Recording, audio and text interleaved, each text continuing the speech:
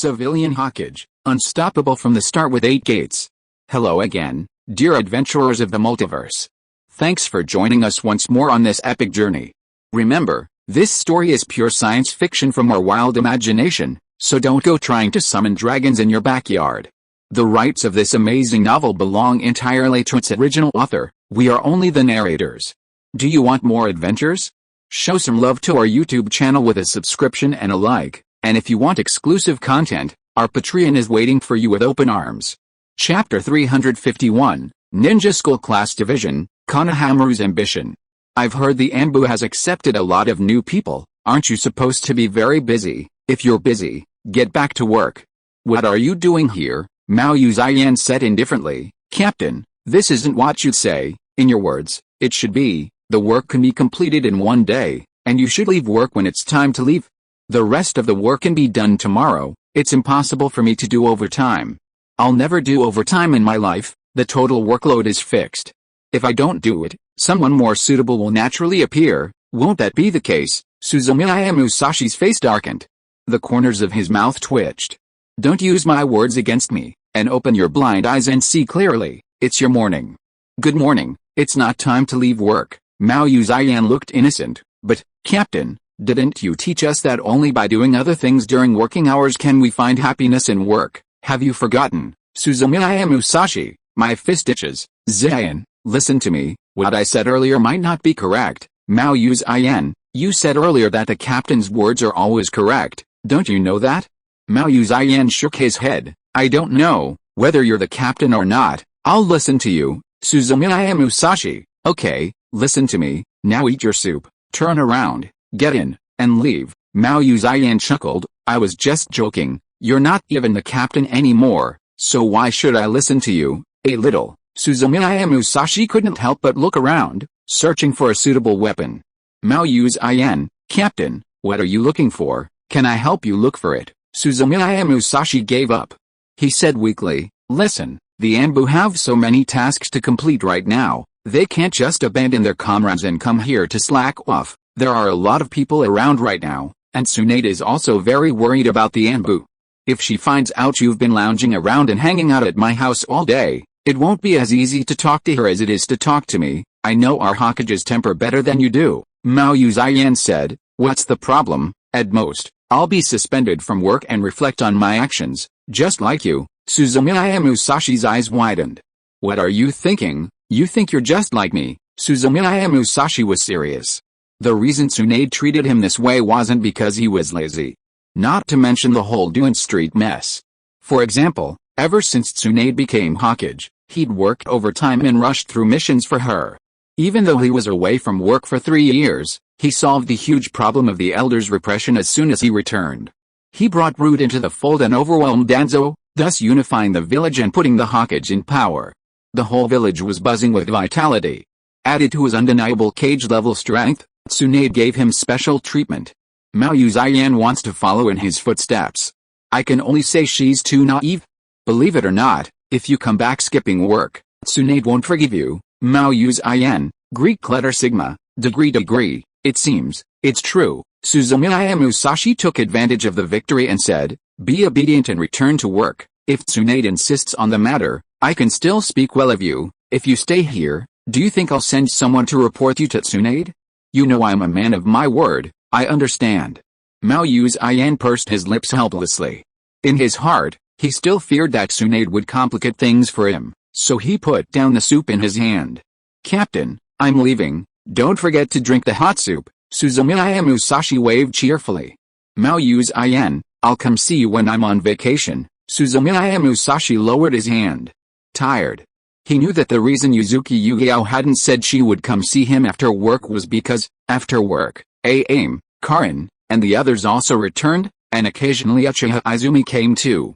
She would also feel uncomfortable if she was blocked. No, we can't continue like this, Suzumiya Musashi reflected, we have to find a way to prevent her from finding an opportunity. Suzumiya Musashi didn't wait too long. A few days later. The weather was clear, and the sun shone brightly. Konohamaru was walking along the path to school with his ninja backpack over his shoulder, very happy. Behind him, 2 figures followed closely. Konohamaru, slow down, You walk too fast, Yuden, the boy with glasses. She couldn't help but speak as she watched Konohamaru run. You're going too slowly, okay? Hurry up. Konohamaru kept walking. Yuden was about to say something, but the girl with yellow braids beside him said, forget it, you can't convince him.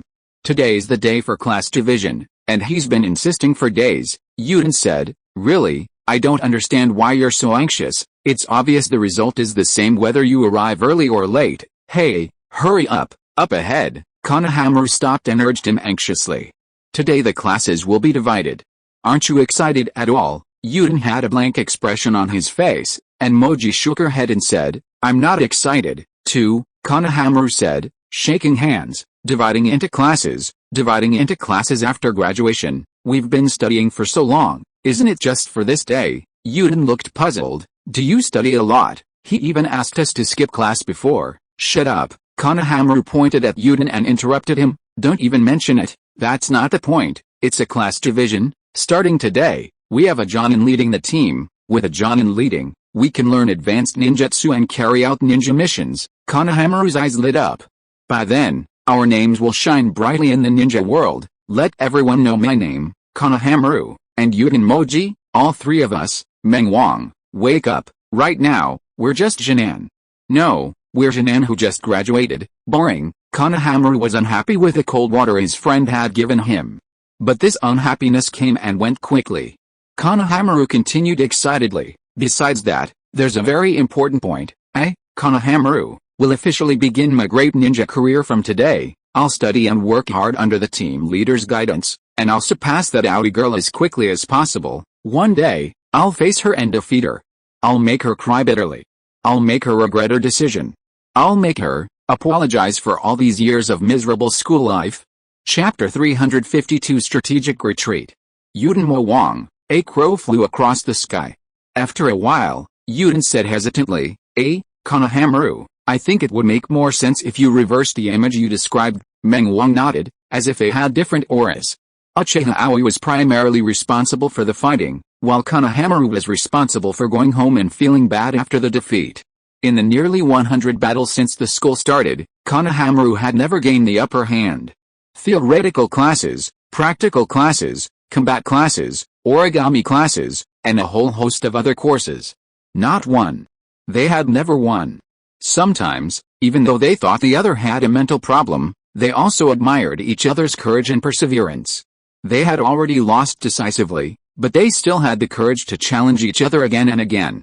Mo Wang said, Konohamaru, I think we should be more pragmatic and not set our goals too high, become famous in the ninja world, defeat Aoi and all that, or forget it. I think successfully completing the Jinan period and surviving to become a Chunin would be a good goal. Jinan, we must keep our feet on the ground and advance step by step. I don't want to hear it. I don't want to hear it. Konohamaru covered his ears to prevent the two men's words from affecting his firm resolve. When the two men stopped talking, he let go and said, You two don't understand the grand goal I yearn for, nor do you know my iron will. Look, my great ninja journey, Konohamaru, officially begins today. After saying that, he turned around and headed towards the Ninja Academy. Yuden Menghuang looked at himself and could only helplessly follow him. Ninja Academy. Today is graduation day and class division. The lower grades are on vacation, and the only people in the school are the graduates walking around. The future speaks in a low voice, his nervous gaze fixed on the door. Time ticked by, and as classmates entered the classroom one after another, Konohamaru's rear end trembled in his chair as if he had a fever. Mo Wang Yuden observed the scene and sighed softly. At one point, they noticed Konohamaru's restless figure suddenly stop. His gaze instantly became alert, and he even stiffened slightly. They glanced toward the door. After seeing who entered, they thought it was what they expected. A beautiful and elegant girl appeared in the doorway. Her training uniform, fitted and stylish, sported a striking round logo of a fan. The girl had neat eyebrows and bright eyes, and her bun didn't spoil her polished image but rather made her beautiful temperament more approachable. It wasn't just Konohamaru. At that moment, almost all the students in the class stopped talking and greeted the girl in the doorway. Uchiha Aoi. The last descendant of the fallen Uchiha clan. She was an absolute genius who had always been the top of her class, making her classmates pale in comparison. With her fierce temper, unlike that of ordinary students, and her superior, unparalleled appearance, She became the most special person in the ninja school. The boys admired her, and most of the girls did too. Seeing her, many sighed inwardly, thinking that this person was actually their classmate. Thank you, Sage of Six Paths. Uchiha Aoi also sensed the sudden change in the classroom's atmosphere. However, she was already used to these kinds of situations. She looked around, and the next instant, her eyes fell on Konohamaru, who seemed to be facing a formidable enemy. Did he take his medicine again today? With this in mind, Uchiha Aoi, who had originally planned to find a place to sit, changed her mind and walked over to Konohamaru, who had a hostile look on his face. His expression was visibly panicked. As Uchiha Aoi approached, Konohamaru's body tensed more and more. When they were only a foot apart, Konohamaru unconsciously recoiled to avoid him, but his chest thrust forward, into an extremely odd posture. Are you staring at me? The voice was clear and pleasant, like pearls falling onto a jade plate, which captivated the listener. No, I'm usually like this, Konohamaru said firmly. How? Uchiha Aoi voiced her opinion. Konohamaru suppressed his inner fear, feeling that his reaction seemed a little inappropriate. He tried to make his voice sound more natural and said, Why are you here? To challenge me? Uchiha Aoi didn't explain to the other party that the word challenge doesn't apply to the strong against the weak. She simply said, Get out of my way, I'll sit here. Musashi's brother told her that learning requires a good environment. In the Ninja Academy classroom, the best place to study is in the back row by the window, and she remembered that. Although she didn't need to study today, it didn't matter, because Konohamaru's gaze made her uncomfortable. Konohamaru Cyrillic lettered at you. Don't go too far, Uchiha Aoi. Why do you want to meet your Jonin leader with a swollen face? Konohamaru, that's outrageous. Do you really think I'm afraid of you? Uchiha Aoi, if I get serious, even if you... Uchiha Aoi's expression remained unchanged. 3, 2, before the count reached 1, Uchiha Aoi had secured the seat she wanted. As for Konohamaru, under Yuta and Mocha's skillful influence, he strategically retreated and moved to a seat across the aisle. To avoid conflict between them, Konohamaru deliberately sat in the seat farthest from Uchiha Aoi. After sitting down, Konohamaru still wasn't convinced. He tilted his head angrily and glared at Uchiha Aoi. If Ice could release ninjutsu, Uchiha Aoi would probably have been overwhelmed at that moment. Unfortunately, it couldn't. So, until the teacher arrived in the classroom, Konohamaru had a reason to look away and secretly rub his aching neck. Damn it, I feel like I have a cramp. Just as Konohamaru felt discomfort in his neck, a hand suddenly appeared in front of him holding a bandage. Konohamaru turned his head and saw an ordinary boy, but slightly different. Ordinary because the other person seemed too ordinary, not very different from most passers-by. What made him slightly different was the opponent's aura. The upright posture, the calm temperament, the slightly upturned corners of the lips revealed 3 parts nonchalance, 3 parts laziness, 2 parts mockery, 1.5 parts kindness, and half detachment from the world. Chapter 353 Murakami Daichi. Does it hurt? Put this on, it works. Oh, Daichi, thanks. Konohamaru took it unconsciously. The other man was his classmate. Murakami Daichi. I don't know him well. The reason I have a certain impression of him is that he's also famous among his classmates for practical combat. He also blocks the professors of various subjects all day to ask them questions and investigate strange things. The professors have a unanimous assessment of him. He's way ahead in the theory classes, but suffers from diarrhea in the practicals. Konohamaru hadn't met the other man before, but he hadn't expected him to be so considerate in helping him on their first encounter. People are quite kind. You're welcome, we're all classmates, Murakami Daichi said with a slight smile. Put it on quickly. It's very useful for relieving pain and will make a good impression on the lead Jonin. Yes, Konohamaru nodded and prepared to apply the bandage. But just as he peeled off the outer layer of the plaster, a pungent odor assaulted his nose. Konohamaru was breathing heavily. If he brought this with him, it probably wouldn't make a good impression on the lead Jonin. Suddenly, he thought of the rumors he heard from time to time, felt a little uneasy, and turned to ask, that? Dazi. This cast is yours. Konohamaru carefully chose his words. Murakami Daichi already understood what he meant and nodded with a smile. That's right, I made it myself. Konohamaru's expression froze. When Murakami Daichi turned his head to look at the podium, he rewrapped the cast without hesitation and put it in his pocket. He decided that when he got home from school, he would throw it in the disinfected trash.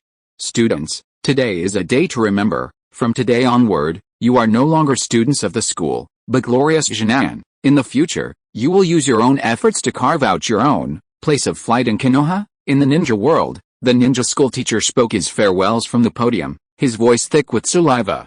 Previously, the students might have been a little annoyed, but today they listened attentively.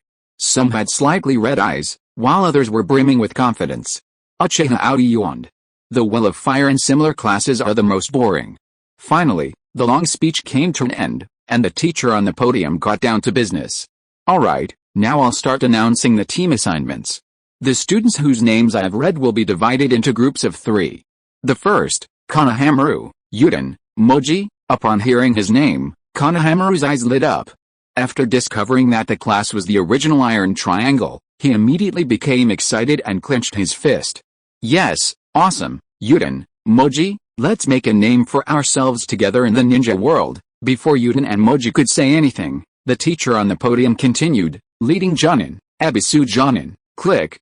My heart pounded. Konohamaru was paralyzed with excitement. How can this be? Why is it Ebisu? Meng Wang Yuden asked, confused.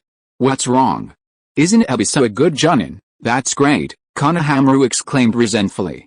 I know Ebisu too well, he's not a powerful guy. What I want is a famous Jonin in the ninja world. Konohamaru, Jonin are more than enough to teach us, Mo Wang said. Don't underestimate Ebisu, Jonin. Besides, the famous Jonin of the ninja world are carrying out very dangerous missions. How could the Jonin leaders be for us? The newly graduated Jonin? Konohamaru wanted to say something else, but Uchiha Aoi's name was already being called at the podium. Konohamaru was stunned and no longer cared about Ebisu, he simply listened intently. Class 18, Uchiha Aoi. Uchiha Aoi glanced up slightly. Hinata Hanabi, in the classroom, a pretty girl with long hair and white eyes turned her head and looked at Uchiha Aoi. The other students were also listening intently. Uchiha Aoi and Hyuga Hanabi, one the fallen Uchiha, the other from the prosperous Hyuga clan, both top students in the school. The same team, class, as them. If it were me, Murakami Daichi, the corners of his lips lifted slightly, revealing 5 points of indifference, 3 points of following fate, 1.5 points of that's just how it is, and half a point of being supernatural. Konohamaru also looked at the other side, but only for a moment before turning his gaze back to the podium. He didn't care who could match Uchiha Aoi's teammates. What he cared about was the other team's leadership. Jonin. The Sage of the Way was definitely not a powerful and famous elite Jonin, the team leader, Suzumiya Musashi. As soon as the master finished speaking, Konohamaru quickly reflected. Among his grandfather Sarutobi Hirozen's subordinates, there was a powerful Jonin named Suzumiya Musashi.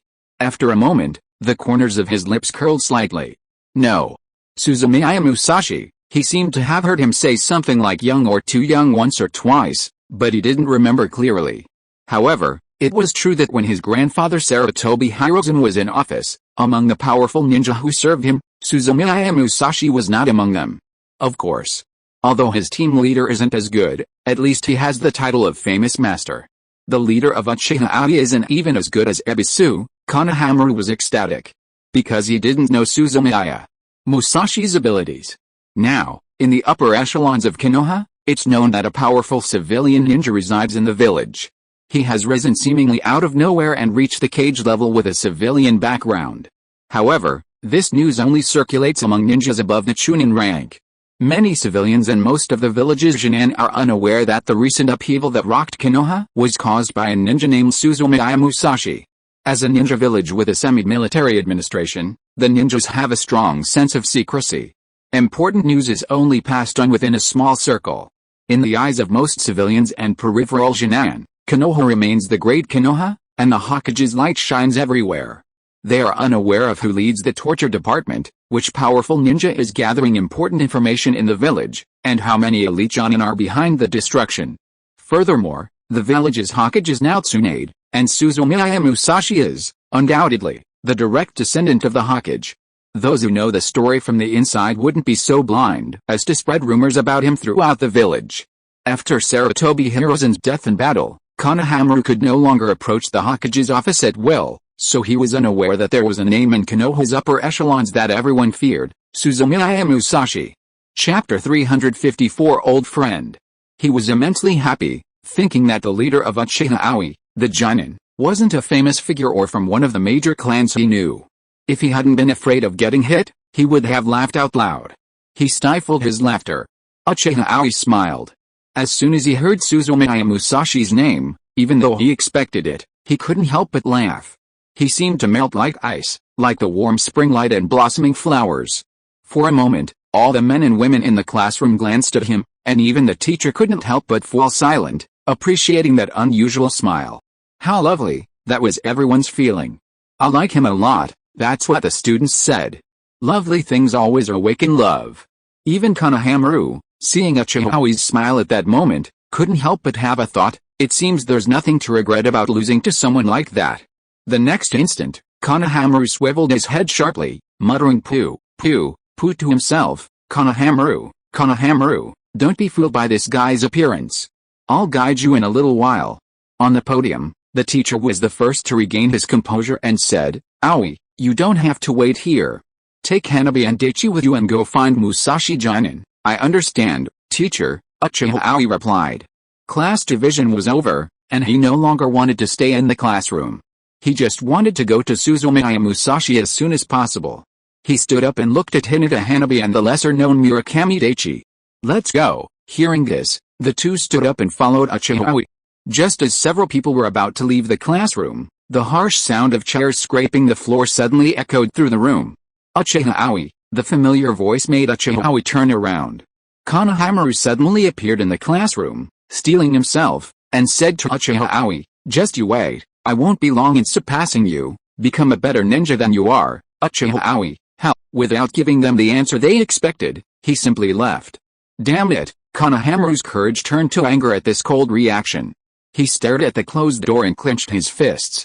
You won't be so proud for long. I must be better than you, stronger than you. Well, Konohamaru, everyone's gone, Meng Wang said from the side.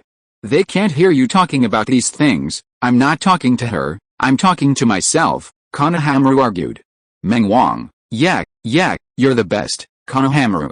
The graduates were ushered in one by the arriving Jonin. Soon after, Konohamaru and the other two were also waiting for their team leader. Ebisu. The familiar dark blue scarf and the well-known sexy sunglasses. Ebisu smiled as he looked at the three waiting Jonin. Konohamaru, it's been a long time, how come you miss Master's teachings? Absolutely not, Konohamaru said dejectedly. How can I say such things to my master, whom I haven't seen in so long? Ebisu wore a sad expression. Master has been very happy for a long time for today's reunion, Konohamaru. It's too soon for you to be happy, don't say that, Ebisu said. Master taught us to respect our teachers. How can you do that? Don't worry, from today on, you're a member of my team. Under the guidance of my famous master in Konoha, Johnny and Ebisu, you'll grow at an accelerated pace and become the best among your peers. How's that? Are you happy? Come on, as a courtesy for our first meeting, let's give each other a high five. Give me five. Ebisu extended his palm, his face full of expectation. Konohamaru remained indifferent and showed no intention of responding. Meng Wang looked both ways, unsure whether to extend his hand. I've always thought this team leader is a bit unreliable. In the end, it was the honest Yuden who saw Ebisu raising his hand, which was too embarrassing, so he stepped forward and gave him a gentle tap. Okay, Ebisu withdrew his hand with satisfaction. Not bad, your name is Yuden, right? The master has high hopes for you. Master, my name is Yuden, not Yuden Noodles, ha. I understand, the master was just joking, come on, the master will take you to a good place. 10 minutes later, at a hot pot restaurant in Konoha, Konohamaru looked at Ebisu speechlessly. Is this the good place you mentioned? Of course, Ebisu said, you're about to receive knowledge from Konoha's famous master, Jonin Ebisu. Of course, you should eat well before studying. The food at this hot pot restaurant is the best in Konoha. Hearing this, Konohamaru reached out with his chopsticks to try it and, after a moment, concluded, not at all, that's because you don't know how to appreciate it. Ebisu seemed unaware of the value of the food. At that moment, a sweet female voice suddenly reached my ears. Hello, Ebisu Jonin, thank you for coming back, here's some free soft tofu. Thank you for your attention. Konohamaru turned around and saw a pretty woman, who looked at least like a large D, holding a plate of tofu and greeting Ebisu with a smile. Konohamaru had a premonition and glanced at Ebisu. Sure enough, the latter seemed reserved and a little silly at that moment, grinning from ear to ear. Ho, the boss is still very polite. Your food is delicious, of course, I'll come often. Really? Thank you very much. The woman looked at Ebisu with her beautiful, charming eyes, and then swayed away. It wasn't until the other person's back disappeared behind the curtain that Ebisu turned around with a lingering feeling. How is it? I told you this hot pot restaurant is pretty good, Konohamaru snorted. How? I think the taste of this hot pot might not be the best in Konoha, but the chief says he must be the best of all the restaurants in Konoha. Is that why you came to this restaurant, kid? Ebisu turned serious. What nonsense are you spouting? Eat quickly. Konohamaru, aware of his interlocutor's lust, didn't bother to say anything more and simply lowered his head to eat. Stew, it can't be bad. If someone invites you, you should eat it. Almost finished eating, he looked at the three of them and said, Are you almost done? In that case, please give a brief introduction. Tell me about your dreams, goals, specialties, etc. to prepare me for future internships. Although the teacher has already learned the information, it may not be complete. Please repeat it. Chapter 355, Murakami Daichi, time will give me the answer. Yuden, who was eating tofu, almost choked. He quickly put down his chopsticks, took another sip of water to calm himself, and then said, My name is Yuden, I like factoring. My dream is to live longer in the ninja world with my friends. Am I good at memorizing? Mengwang. I hate adults, especially lustful ones. Ebisu's face froze. My dream is to become an elegant and outstanding kunoichi. You're good at causing trouble. Ebisu looked at Konohamaru. He put down his chopsticks and said earnestly, Konohamaru, I hate Uchiha Aoi. My dream is to become a great ninja and defeat Uchiha Aoi. You're good at seducing. Ebisu's eye twitched. But he immediately found the highlight. Uchiha Aoi, why did she offend you? Konohamaru said, he didn't just provoke me, he's been bothering me my whole time at the Ninja Academy. He's my nemesis. Konohamaru looked at Ebisu with a more serious tone than ever. Ebisu-sensei, although you're not a powerful jonin, although you are a bit, particularly lustful, although you're not my favorite jonin to lead but now, I want to solemnly ask you, can you help me improve my strength quickly and become a ninja who surpasses Uchiha Aoi? I want to improve a great deal. Ebisu's face darkened. Your although seems like too much? If Konohamaru weren't the disciple he once taught, if it weren't for the Sarutobi family, who specially invited him, if he didn't still remember the care he received from the 3 generations in power, with his current abilities, he wouldn't have to lead Konohamaru's team. That's right, it was the Sarutobi family who came to invite him, and because of their old friendship, he accepted to be Konohamaru's lead jonin. After leading Suzumiya Musashi's team, he deeply understood that his talent wasn't in combat, so he learned from his mistakes and decided to dedicate himself wholeheartedly to teaching and researching ninjutsu. He was well known in Konoha for teaching young ninjas and for his understanding and research of various types of ninjutsu. For this reason, the 5th Hokage, Tsunade, even expressly approved the removal of the word special from his special jonin title. Well, that's all. It has nothing to do with the fact that he once led a man named Suzumiya Musashi. I didn't expect Konohamaru to look down on him so much. Ebisu felt a little offended. But then he got rid of that emotion. Forget it, after all, he's the grandson of 3 generations of masters. This grandson is still young, so treat his nonsense like the barking of a child.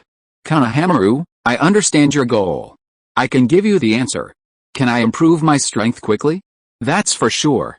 As long as you train and practice according to my plan, it won't be difficult to improve quickly. As for what you said about becoming a ninja who surpasses Uchiha Aoi, that's up to you. After all, I can't determine the progress of others or if you've made a lot of progress, but Uchiha Aoi has progressed even more, then there's nothing we can do about it. No, Konohamaru said, her leader, the jonin, seems to be named Suzumiya or something like that, and he's not as famous as you, Ebisu-sensei. As long as I improve fast enough, I'll certainly be able to surpass her. Ebisu's expression froze. Then, there was a hint of strangeness in the look he gave Konohamaru. Suzumiya Musashi, Uchiha Izumi, the child of the Uchiha family. Ebisu, who occasionally interacted with Suzumiya Musashi, mentally sorted out the connection and couldn't help but feel some sympathy for Konohamaru. He mentions the extraordinary talent and Sharingan of little Uchiha Aoi. Take Musashi as an example. Could a newly graduated Jonin like you really underestimate him? After thinking about it, Ebisu decided it would be best not to. She decided not to tell anyone about the matter so as not to dampen the girl's desire to study. She nodded and said, "Well, you're right. Hanabi and Murakami Daichi were on their way to Suzumiya Musashi's residence. Uchiha Aoi thought they wouldn't be able to resist asking something along the way, but unexpectedly, halfway there, they silently followed. She looked back twice, curious, and asked, "Don't you have anything to ask? For example, what is the relationship between Aoi and you, Musashi Jonin? Why are we going to the leader's house?" and other questions. She revealed that the leader ninja was her brother Musashi, who had watched her grow up. Hinata Hanabi gave her new companion a kind smile and said, "Aoi, that, my family already told me last night." Uchiha Aoi, Suzumiya Musashi had become the leader Jonin, and the Hyuga family knew the news beforehand and put their own people on the team, which was reasonable. She went back to Hinata Hanabi, looked at Murakami Daichi. Upon being observed by her, Murakami Daichi slightly raised the corners of his lips, revealing a faint smile. There was a hint of indifference in his eyes. "No need to ask, time will give me the answer." Uchiha Aoi, Hinata Hanabi was fine, but when it came to this Murakami Daichi, she always felt something was off. After thinking it over, she felt it necessary to give a brief explanation to her new companions. "The lead Jonin is my brother. He's a very powerful taijutsu ninja and has had to stay home lately due to work, so we have to come and pay our respects. Don't be nervous. Musashi Ni is a very kind and gentle person, but please maintain courtesy." Hinata Hanabi said, "Aoi, thank you, Murakami Daichi, I'm not nervous. Also, if it helps, could you briefly describe the specific level of power? How strong is a taijutsu ninja?" "Of course, you don't have to answer, I just asked a very informal question. It doesn't matter if you don't answer, because, time will tell." Uchiha Aoi, after observing Murakami Daichi's expression more closely and combining it with previous rumors at school, she determined that the other party probably didn't have bad intentions, and she didn't show any displeasure. "How powerful he is, you'll know later, but I can tell you that it's very lucky to have my brother as your leader." Hinata Hanabi remained evasive. A flash of wisdom shone in Murakami Daichi's eyes. "Really, although this statement is too absolute and arbitrary, I'll wait and see, time will tell." Chapter 356 What is your dream? When Uchiha Aoi arrived at Suzumiya Musashi's residence, he was in the backyard, having just finished a series of weight training sessions. Sitting on the ground, Suzumiya Musashi slowly removed the weights, trembling all over, and did his best to set them aside. After all this, he finally relaxed. Breathing heavily, he eagerly absorbed the nutrients from the air. His chest rose and fell violently, and his muscles and fascia trembled regularly. Suzumiya Musashi relaxed his muscles and let his body fall backward with gravity, hitting the solid, reinforced floor with a resounding thud. There were traces of sweat and dust on the ground, but Suzumiya Musashi didn't mind. He gazed at the blue sky, feeling the blood rush through his body and feeling his muscles and organs groan with satisfaction at being supplied with nutrients. The harder the training, the stronger the pleasure now. Upon hearing Uchiha Aoi's voice, Suzumiya Musashi remained motionless on the floor, clutching his neck. He raised his head slightly and leaned toward the door. Uchiha Aoi looked concerned. The white-eyed girl, whose features were barely noticeable, opened the door when she regained her senses and realized someone was approaching. "Brother, the master asked me to bring these to you." The surprise must have been Hinata Hanabi. There was also an ordinary-looking boy with a peculiar temper. He didn't seem very intelligent, judging by his eyes. As he observed the others, the new members of Class 18 were also discreetly watching him. "Is this Musashi Jonin, the man my father and the great elder mentioned?" Hinata Hanabi calmly observed the man lying before her, her expression blank. He wore a loose-fitting tracksuit of an unusual bright yellow, with a conspicuous word Wu emblazoned across the chest. At that moment, lying face up on the ground, if it weren't for my head being lifted with all my might using my neck, leaving me looking only at my lower body, I would have been almost paralyzed. She felt a little disappointed. Although the other person was quite attractive, her first impression was rather ordinary. If you were from the Hyuga clan, a ninja so indifferent to his appearance wouldn't even be allowed to appear next to Miss Hyuga. But no way. Who had created Suzumiya Musashi? He was the Hokage's most valuable assistant and a powerful ninja whom even I greatly admire, according to Hinata Hayashi. The great old man, always arrogant, had also specifically told her to listen to Lord Suzumiya Musashi.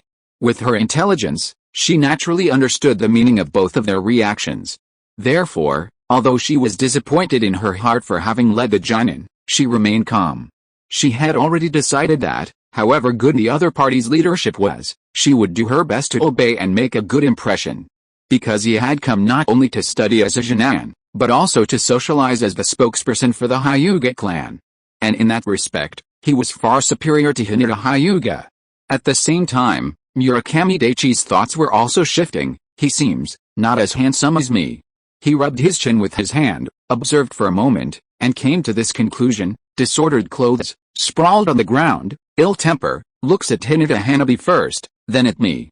Must be a lecherous type, specific level. Just as he was whispering this in his mind, he suddenly noticed that the lead Jonin lying on the ground had gotten up. With a warm smile, he walked over to them. Thank goodness you're finally here. 3 people, Uchiha Aoi, is my brother waiting for me, Hinata Hanabi. It seems my father is still very important to the other party. Murakami Daichi, your words and actions are inappropriate. I give you a negative rating +1. The village will rest on your shoulders. Uchiha Aoi and Hinata Hanabi gradually sensed that something was wrong. One tilted their head slightly and the other frowned slightly. Only Murakami Daichi, unconsciously, straightened his chest. The corners of his mouth seemed to say, more. Suzumiya Musashi continued, from today on, I will be the leader of your Jonin team. You can call me Musashi Jonin, Musashi Senior, Musashi Sensei, whatever. From time to time, we will practice in this courtyard. Murakami Daichi was startled. Musashi. Master, don't you need to go outside to complete the mission? Even the simplest task can't be completed in the courtyard. Suzumiya Musashi. Haha, alright, it's not time for you to go on a mission yet. Let's dedicate some time to consolidating our base, improving our skills, and verifying our results. When you feel ready for missions, it won't be too late to accept them. Murakami Daichi frowned and said, Lord Musashi, what do you mean by you feel? Is there a more detailed criterion that would allow me to understand better? Hearing this, Suzumiya Musashi's gaze lingered on Murakami Daichi. It seems you have a lot of questions. Murakami Daichi wanted to continue asking questions, but when Suzumiya Musashi looked at him like that, for some reason, he felt his body suddenly go cold and swallow the questions he intended to ask. Seeing that he remained silent, Suzumiya Musashi looked away. Alright, sit down and let me change my clothes. 3 minutes later, after showering and putting on a clean but identical training uniform, Suzumiya Musashi returned to the courtyard. He looked at the 3 bored people, cleared his throat, and said, well, please tell me what's next. What's your dream? 3 people. Chapter 357, The Strength of Hinata Hanabi. For some reason, what Suzumiya Musashi said sounded good, but seeing the other's calm and subtle expression, he suddenly felt the need to sing a song. That, in the end, Uchiha Aoi cooperated with Suzumiya Musashi, not wanting to see the latter's words fall to the ground. I'm Uchiha Aoi, he's good at taijutsu, throwing shuriken, and he also has a bit of fire style. Your dream is to become whoever you want to be. The answer was a bit complicated, but Suzumiya Musashi didn't mind much. He looked at Hinata Hanabi, indicating that she should continue. Hinata Hanabi, good with a gentle fist and exploration, my dream is to bear the Hyuga name. Bearing the Hyuga name is certainly no easy task for a ninja from a great clan in the ninja world. Let alone Hinata. Those who can bear a clan name usually have one recognized requirement, to be the strongest in the clan. Although Hinata Hanabi is very talented, she finds it difficult to bear the name Hinata as a woman. If she and Hyuga Ninja combine their strengths, the possibility is quite high. Just as his mind was racing, a figure in front of him suddenly stepped forward. Daichi Murakami stood up, gazing at the rising sun. My name is Murakami Daichi. A breeze blew across the courtyard, ruffling the boy's bangs. Good at investigation of the ninjutsu, theoretical analysis, and summary reports. An aura unlike that of an ordinary person emanated from Murakami Daichi's body. Weak and stubborn, regarding dreams, Murakami Daichi paused. The next instant, his eyes trembled slightly, and his emotion seemed to overflow. The boy's tone was filled with emotion, echoing in Suzumiya Musashi's courtyard. I have a dream, please give me a sack of beans. The sudden interruption caused Murakami Daichi's face to change drastically. However, It was Suzumiya Musashi who realized something was wrong and interrupted the other party in time. This is ninja intuition. Time is limited, please introduce yourself in 2 sentences, thank you, my buddy. Obviously, he was ready to open his heart, but the team leader, Suzumiya Musashi, didn't follow the rules. Angry. Musashi-sensei, does it have to be in 2 sentences? A little longer, if you can't hold it in, find a moment to vomit. It's time for class now, if you're 10 minutes late, the whole class will be 30 minutes late, can you handle this responsibility? Hurry up. Oh, Murakami Daichi could only say with grievance, my dream is to make a name for myself in the ninja world through my research on ninjutsu. Dream. Thinking of Murakami Daichi's report card, Suzumiya Musashi said thoughtfully, I remember your grades in the theory class were very good, almost everyone got top marks, it seems you have a certain talent for theoretical research. Hearing this, Murakami Daichi's eyes lit up, and the depression he had felt from being interrupted in his dreamlike speech dissipated. The sunlight from the clear sky fell upon the boy's ordinary face. At that moment, Murakami Daichi, who was unwilling to be ordinary, felt a warm ray of sunshine sprinkle his heart. Beneath this ordinary appearance, the boy had been carefully cultivating his extraordinary temperament.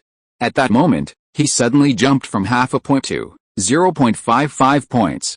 A flash of wisdom shone in Murakami Daichi's eyes. Musashi-sensei, not very good. To get the grades, I had no choice but to fill in the answers they wanted to see on the exam. But in my heart, I have more unconventional ideas and thoughts about ninjutsu theory. Like why the chakra of tailed beasts doesn't dissipate, is there a necessary connection between making hand seals and casting a spell, are the uses of chakra limited to seals, quantities, and a few known properties, why do we have to make hand seals, can't we just chant to release ninjutsu, besides yin-yang and the 5 elements, aren't there any other chakra attributes, why can't my chakra attribute be a detonating talisman, also, a sharp dong is heard. With a cry of pain, Murakami Daichi's babble abruptly ceased. Suzumiya Musashi coldly withdrew his fingers. I didn't ask you to give a speech. Pay attention next time. Murakami Daichi rubbed his head and glared at Suzumiya Musashi resentfully. He felt intimidated by the latter's power and didn't dare say anything. Okay, Suzumiya Musashi clapped his hands and said, that's all for my presentation, now, show me your current strength level. The rules are very simple. Use your best skills to fight me. Suzumiya Musashi's gaze darted between the 3 of them. Which of you will go first? Master Musashi, let me go first. This exceeded Suzumiya Musashi's expectations. He had originally thought the first person to cooperate would be Uchiha Aoi, but unexpectedly it was Hinata Hanabi. Me. As she said this, she spread her legs forward and backward, bent her knees, crouched slightly, and spread her hands. The girl's long, straight hair was tied back with a ribbon, and she looked at Suzumiya Musashi seriously. Although she only reached his chest and still looked like a child, at that moment she displayed the bearing of a great man. Not bad, Suzumiya Musashi said slightly. I can only say that she is worthy of being an elite cultivated by a great family. Hinata Hanabi has a noble temperament, difficult for ordinary ninjas to possess. You are ready to attack at any moment. Hinata nodded and said, alright, Master Musashi. My gentle fist can only reach the level of 8 diagrams 64 palms right now, so be careful. The words fell. Chakra suddenly exploded from the soles of Hinata Hanabi's feet. Powerful force surged through them. Under its influence, with unstoppable force, Hinata Hanabi's body flashed brightly, and after a few bursts, she approached Suzumiya Musashi. Boom, bang, bang, bang, the clash of fists and feet suddenly echoed. Uchiha Aoi watched the fight with great interest, closely observing the movements of both fighters. There was no concern in her eyes. To her, this level of combat was not enough to attract Suzumiya Musashi's attention. At best, it could only be considered over the top. He simply observed Hinata Hanabi's movements and compared them to his own level of taijutsu to see if there was any aspect he could improve. If you are listening to this novel on a channel other than Fanfic World, it means it was downloaded and re-uploaded without effort. We warmly invite you to visit our channel, Fanfic World. There you will find the original version of this story and many other novels of various genres. We look forward to seeing you dive into a world of incredible novels. Chapter 358 Suzumiya Musashi. I have an acquaintance at the hospital. Not far from her, Murakami Daichi was also watching the fight in the arena. Unlike Uchiha Aoi's tranquility, He watched intently, not missing a single detail. Every time Hinata Hanabi's attack reached a critical point, his fists clenched, exerting a little force completely insufficient. This level of attack isn't enough to expose her characteristics. If you want to observe more information, you must use more powerful means. These thoughts kept racing through Murakami Daichi's mind. Analytical investigation had always been his greatest strength. Whether it was classmates or teachers from the Ninja Academy, whenever a ninja appeared before him, he would try to analyze the other's strengths and weaknesses. During his previous career at the Ninja Academy, he had become very familiar with analysis. For outstanding graduates like Hinata Hanabi, top students like Uchiha Aoi, and even the school's combat master, Murakami Daichi could analyze vast amounts of information about an opponent's movements and uncover their weaknesses. Although at his current level he couldn't launch an effective attack, even if he found a weakness, it didn't matter. He believed that one day, his research into ninjutsu would allow him to develop powerful attack methods. Now, as soon as Suzumiya Musashi entered the fray, Murakami Daichi immediately began analyzing him, out of habit. From the moment of the attack, the way he responded to the attacks, the angle of attack, the type of method, and so on, he tried to analyze the opponent's level and weaknesses. But over time, Murakami Daichi discovered that his ideas were too naive. A Jonin, even an unknown one, couldn't compare to the masters of the ninja school. Hinata Hanabi, who consistently ranked at the top of the school in combat prowess, was like an immature child compared to Suzumiya Musashi. No matter the angle of the attack, no matter how ferocious the hiss of chakra, Suzumiya Musashi's reaction was simply a routine method that could be easily dealt with. Occasionally, powerful fluctuations of chakra would erupt from Hinata Hanabi's hands, and the offensive would suddenly accelerate. Just when Murakami Daichi thought it was possible, Suzumiya Musashi's hand would suddenly appear as if teleporting and intercept Hinata Hanabi's attack. So fast, very strong physical ability, but other than that, nothing else can be seen. Murakami Daichi thought this and turned his gaze to Uchiha Aoi. Hinata Hanabi's strength wasn't enough for Suzumiya Musashi to face, but Uchiha Aoi, who is even stronger than Hinata Hanabi, might be able to handle her. Bang! A dull thud erupted from the center of the battle. With a sound, Suzumiya Musashi froze, while Hinata Hanabi was sent flying backward. In midair, she adjusted her stance with a smooth twist, bent her body, and landed. Hinata Hanabi gasped, tried to calm her breathing, and stood up after a moment. Not bad, pretty good. With that kind of strength, there should be few your age who can match you, commented Suzumiya Musashi. Hinata Hanabi's strength is truly remarkable. She has mastered the skills of gentle boxing and possesses a deep understanding of its three essences. She combines hardness and softness, and her movements are fluid. Her momentum when attacking is also impressive. In comparison, although not as talented as Hyuga Niji and Uchiha Aoi, who are far superior to their peers, she is still better than Hyuga Hinata. Master Musashi.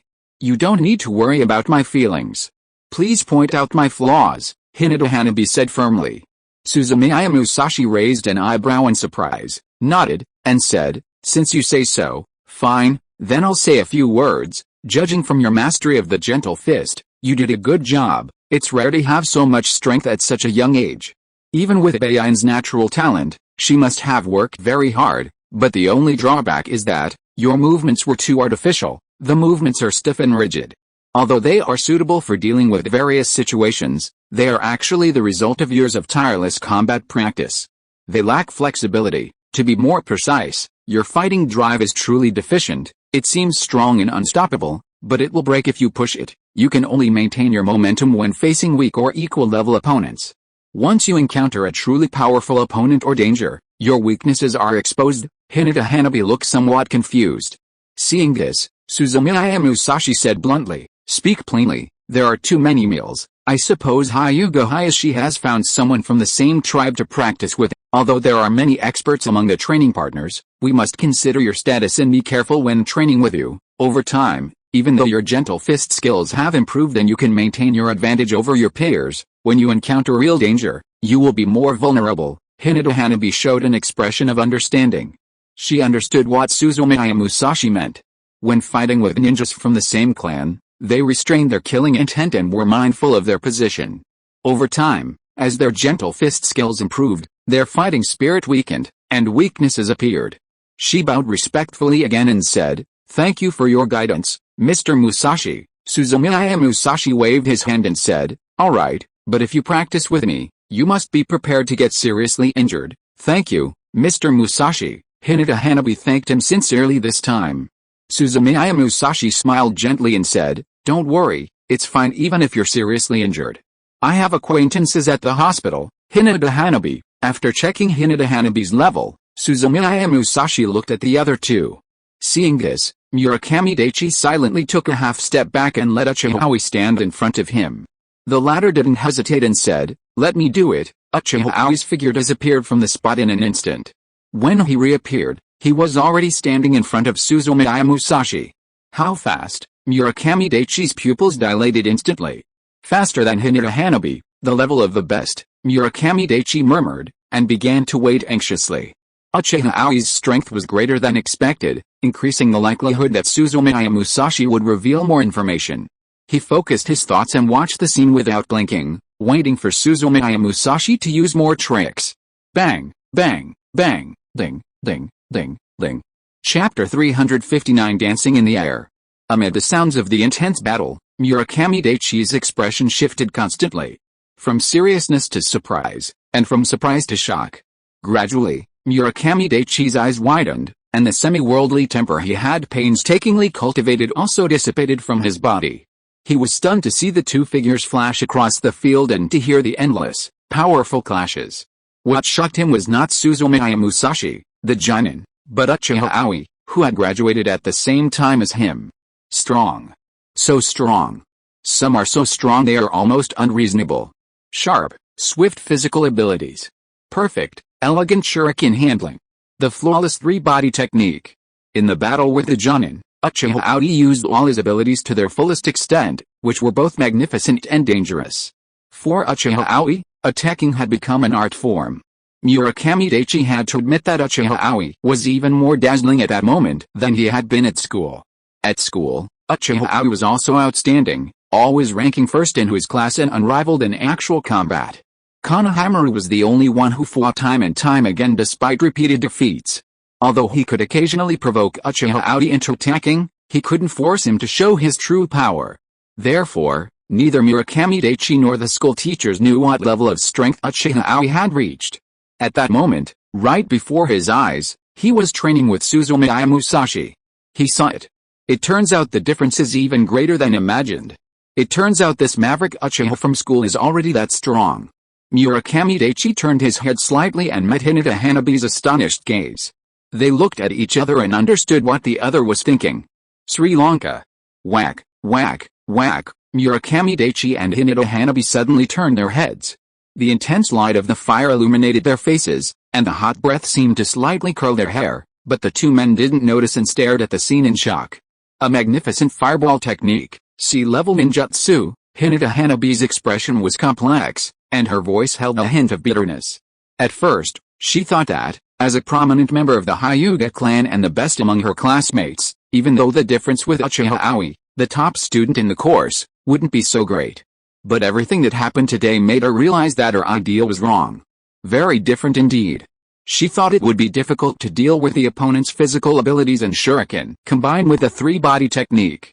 Now, the opponent was actually using a sea-level ninjutsu that had never been used before. You know, and even less so Ninja Academy graduates, not every Jonin who graduated many years ago can master sea-level ninjutsu. This Uchiha Aoi hid so deeply. No, maybe he didn't hide. After all, to the opponent, it seemed there was no one in the Ninja Academy who could be called an opponent. At that moment, Hinata Hanabi suddenly felt a certain admiration for Konoha, the funny boy in her class. She didn't know whether to say that considering someone like that an opponent showed great ambition or that one was ignorant and brave. Shaking her head to clear the strange thoughts from her mind, Hinata Hanabi continued to observe the battle on the field. She didn't care if Konohamaru's wish to surpass Uchiha Aoi would come true. What she cared about was the enormous gap that separated her from the other team. Was there still any chance of catching up? Master Musashi is in danger, Murakami Daichi's slightly excited voice sounded from the side. On the field, the fireball suddenly exploded. Under Uchiha Aoi's control, the enormous fireball suddenly split into dozens of smaller fireballs, which moved erratically due to the ninjutsu's collapse. The intensity of the burning decreased slightly, but the affected area expanded. The flames spread in all directions, like a wall of fire, blocking almost all exits in front of Suzumiya Musashi. Even if he disintegrated, the heat of the flames would exceed the resistance of an ordinary human body. Even a Jonin would have to reveal more of his abilities in such a situation. Would he use an even more powerful ninjutsu to resist? Or would he use some other method to escape the flames' reach? Then, under his gaze, Suzumiya Musashi moved. Chakra surged beneath his feet, and energy fed back from the ground, propelling his body into the air. Murakami Daichi looked bewildered. At that point, he was within the reach of the flames. As he pondered, the fire descended. The shattered fireballs were of varying sizes, some as small as eggs and others as large as basketballs. They hissed and hurtled towards Suzumiya Musashi through the air. Suzumiya Musashi returned to the fray. Flexing his body, swinging his arms, riding straight ahead, spinning. He executed movements that stretched his body almost to its limits with ease. Fireballs of all sizes pierced his arms, his groin, and his neck, one by one. His movements changed as rapidly as the speed of the flame, with millisecond precision. His swift movements exuded a steady beauty. If the rhythm and elegance of Uchiha combat are innate, its rules are based on extraordinary perception and experience. The flames moved erratically and at great speed, but to him they appeared clear and slow. They could be easily controlled without much effort. Although Murakami Daichi and Hinata Hanabi were shocked, in their opinion, this was a routine operation. Besides, Uchiha's method shouldn't be limited to this. This seemed to confirm their thoughts. A second after the idea struck them, several wind blades followed the flames, forming across and attacking Suzumiya Musashi, who was airborne. Swoosh, swoosh, swoosh, the wind blade sliced through the air. It was also a sea-level ninjutsu. Hinata Hanabi and Murakami Daichi had forgotten their surprise at the sea-level ninjutsu and stared intently at Suzumiya Musashi to see how he would react. Then they saw. Faced with the wind blades following the flames, Suzumiya Musashi's reaction wasn't abrupt, and his expression was serene. As if he had anticipated it, his body spun, spinning like a top in the air. Although his speed was incredibly fast, it was still far less than that of the swift wind sword. But surprisingly, as the sword drew near, his movements were also executed flawlessly, and in an instant, his fingers precisely touched the side of the blade. Ding! A cracking sound echoed as the sword made contact. In a flash, Suzumiya Musashi's body completed the lever in midair and continued spinning. Then, facing the swords that followed him, he did the same, his figure fluttering through the air. Wind swords, extremely dangerous in the eyes of ordinary ninja, seemed to be mere obedient tools in his eyes, capable of reaching any place he desired at will. Is this the level of a Jonin? Chapter 360 Almost 1 point. Hinata Hanabi exclaimed sincerely. If you ask me, even if you let her practice for another 10 years, she probably wouldn't be able to reach Suzumiya Musashi's level. Mastering sea-level ninjutsu might not be difficult, but the difficult thing is that it's so easy. Before today, I never would have believed that I could move so easily above sea-level wind escape. The Hyuga clan is famous for its physical prowess and its Byakugan for exploring the ninja world. But can even a Jonin from the clan reach such a level? Hinata Hanabi was deep in thought. At that moment, she finally understood the attitudes of her father and the great elder. Only from the tip of the iceberg that had just been exposed could we see Suzumiya Musashi's strength. Swoosh, swoosh, swoosh, the wind blades on the field continued their course. Suzumiya Musashi's movements also continued. Although the next wind blades were faster and more powerful, he didn't seem to care. A thick blade of wind sliced through the air, and the pressure caused by the high speed created a slight distortion, more noticeable to the naked eye. Suzumiya Musashi's expression remained unchanged, his body twisted, and his toes seemed about to touch the wind blade, just as before. At that moment, a sudden change occurred. A PFFT sound. Solid, it collapsed upon contact. The tiny chakra of the wind attribute shattered with the wind, and the blade disappeared in the blink of an eye. Suzumiya Musashi, who had originally intended to use it to gain momentum, couldn't react in time, and his body lost its balance in midair, causing him to fall sideways. Opportunity. Hinata Hanabi and Murakami Daichi narrowed their eyes. Almost simultaneously, accompanied by a sound of shattering in the air, Uchiha rushed towards Suzumiya Musashi, and in the blink of an eye, he arrived at his side. The girl's expression was calm, and her clothes billowed. She held a kunai in her left hand and controlled the steel wire with her right. Behind her, several shuriken whizzed and whizzed, following closely behind. To use her physical abilities to dodge, she suddenly reached out and raised her hands sharply. Peng! White smoke dissipated. It was a bag of limes. At that moment, not only the two watching the battle but even Uchiha Aoi, who was in the middle of it, showed a flash of surprise. I thought Suzumiya Musashi would use more powerful physical abilities or other ninjutsu, but I never imagined that at that moment she would resort to such street fighting methods.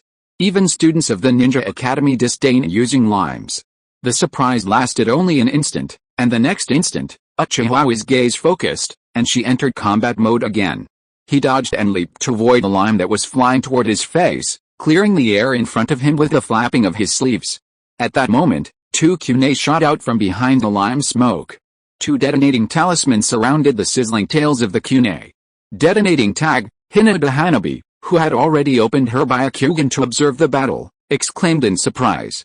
It was just a training match between the lead Jonin and the other Jonin for the first time. Was it really necessary to use a detonating tag? You know, even in a real battle, for a Jonin, an explosive tag is an extremely lethal weapon. Wasn't she worried that one mistake could blow Uchiha Aoi to bits? Unlike Hinata Hanabi, there was no panic in Uchiha Aoi's eyes upon seeing the detonating tag wrapped around the kunai. She knew Suzumiya Musashi well enough to know that the detonating tag was nothing compared to the power of his true attack. Using the detonating tag proved that Suzumiya Musashi was letting her win completely at that moment. Just two detonating talismans, easy to handle. She couldn't allow her brother to underestimate her. A red flash appeared in Uchiha Aoi's eyes. Her super dynamic vision allowed her to instantly understand the current state of the detonation. There were still 0.7 seconds left until the explosion. 0.7 seconds was enough time for her to do a lot. The chakra in her body erupted violently, and the Uchiha's physical abilities were deployed to their fullest extent at that moment. In the blink of an eye, Uchiha Aoi didn't retreat, but advanced, and her figure was positioned in front of the two kunai. Ding! Two cracks were heard at the same time. Uchiha Aoi leaped, spun sideways in midair, her slender legs suddenly extending forward and backward. The tips of her toes kicked the kunai with precision, and the explosive chakra caused it to detonate instantly. Boom, boom, two fireballs lit up 10 meters on either side of the girl. Amid the ferocious explosions, waves of heat rose. The girl ignored it, a few strands of hair flying from the heat, and looked directly at Suzumiya Musashi with determination. Suddenly, she yanked the wire. Swoosh, swoosh, swoosh, the sound of snapping became more urgent. Behind the flames and white smoke, the steel wire instantly tightened. Feeling the force emanating from her hand, Uchiha Aoi finally showed a glimmer of joy in her eyes. She caught him. The brother who had been letting her win finally made a mistake and was caught by her wire. Without time to savor the joy in her heart, Uchiha Aoi knew she couldn't let this opportunity slip away. She controlled the steel wire with one hand and swiftly formed hand seals with the other. She had been secretly practicing the one-handed seal without looking at anyone, and now she was performing it with all her might. She didn't care about the two companions, who were stunned by her movements. The wire didn't seem to have any intention of acting. It let her body fall due to gravity, giving Uchiha Aoi time to form a seal. After an instant, Uchiha Aoi stopped moving her hands and struck the steel wire in front of her. Lightning release, torrent, ka. The brilliant lightning bolt traveled through the steel wire at high speed, producing a sharp sound. Did it work? Uchiha Aoi's heart pounded. However, the noise from the other end of the wire instantly discouraged her. Bang! A familiar sound. It was the sound of the clone tearing to pieces. A breeze quickly reached her ear, and by the time Uchiha Aoi reacted, a finger had already extended before her eyes. Bang! The slender joint struck the smooth forehead, producing a pleasant, crisp sound. Just a little longer, looking at Uchiha Aoi, who was covering her forehead and screaming in pain, Suzumiya Musashi chuckled. Now, Uchiha Aoi let out a sigh of defeat. Cloning technique. Under her intense attack rhythm, Suzumiya Musashi was able to execute the cloning technique without realizing it. She thought about it and tried to remember if she had had any opportunity to use it during the fight. After a moment, she suddenly remembered, it was fire and lime. When she controlled the fireball explosion and tried to block Suzumiya Musashi's movement, she also gave him the opportunity to defend himself with his ninjutsu. Seeing his angry expression, Suzumiya Musashi said playfully. Why? Aren't you convinced? Chapter 361 As long as you live. Uchiha Aoi pouted and said, I'm convinced. You're so powerful, how could I not be? Suzumiya Musashi chuckled, then his expression turned serious. Sunflower, do you know what went wrong with your move just now? Hearing this, Kui immediately calmed down and thought for a moment. Wasn't the timing of my attack bad? Suzumiya Musashi shook his head. No, Aoi added, is it wrong to think the fireball exploded, or maybe I'm just too weak? Neither. Suzumiya Musashi shook his head gently. You're too aggressive? Uchiha Aoi continued to listen intently, while Hinata Hanabi and her boyfriend, who were following close behind, were astonished. Aren't you still not satisfied with this? Uchiha Aoi's performance, whether it was his mastery of battle rhythm, his use of various attribute ninjutsu, or the focus he displayed during combat, left them deeply ashamed. The difference was enormous. Compared to the battle just moments before, the eye contact, the sparring at the Ninja Academy, and the endless entanglement with Konoha seemed like childish, ridiculous games. But now, even with such an outstanding performance from Uchiha Aoi, wasn't it enough for Suzumiya Musashi? Stunned, he only heard Suzumiya Musashi speak slowly. Sunflower, I must admit you're excellent, not just compared to your peers. Even compared to Sasuke, Neji, and all the genius ninjas of the past, your performance can't be called bad. Perhaps it was the childhood experience of the night of the genocide that made Suzumiya Musashi admit that the current Uchiha Aoi was even better than he had imagined. With solid physical abilities and a good fighting rhythm, her ninjutsu level is definitely outstanding for her age. Even her combat acumen when facing strong enemies is flawless.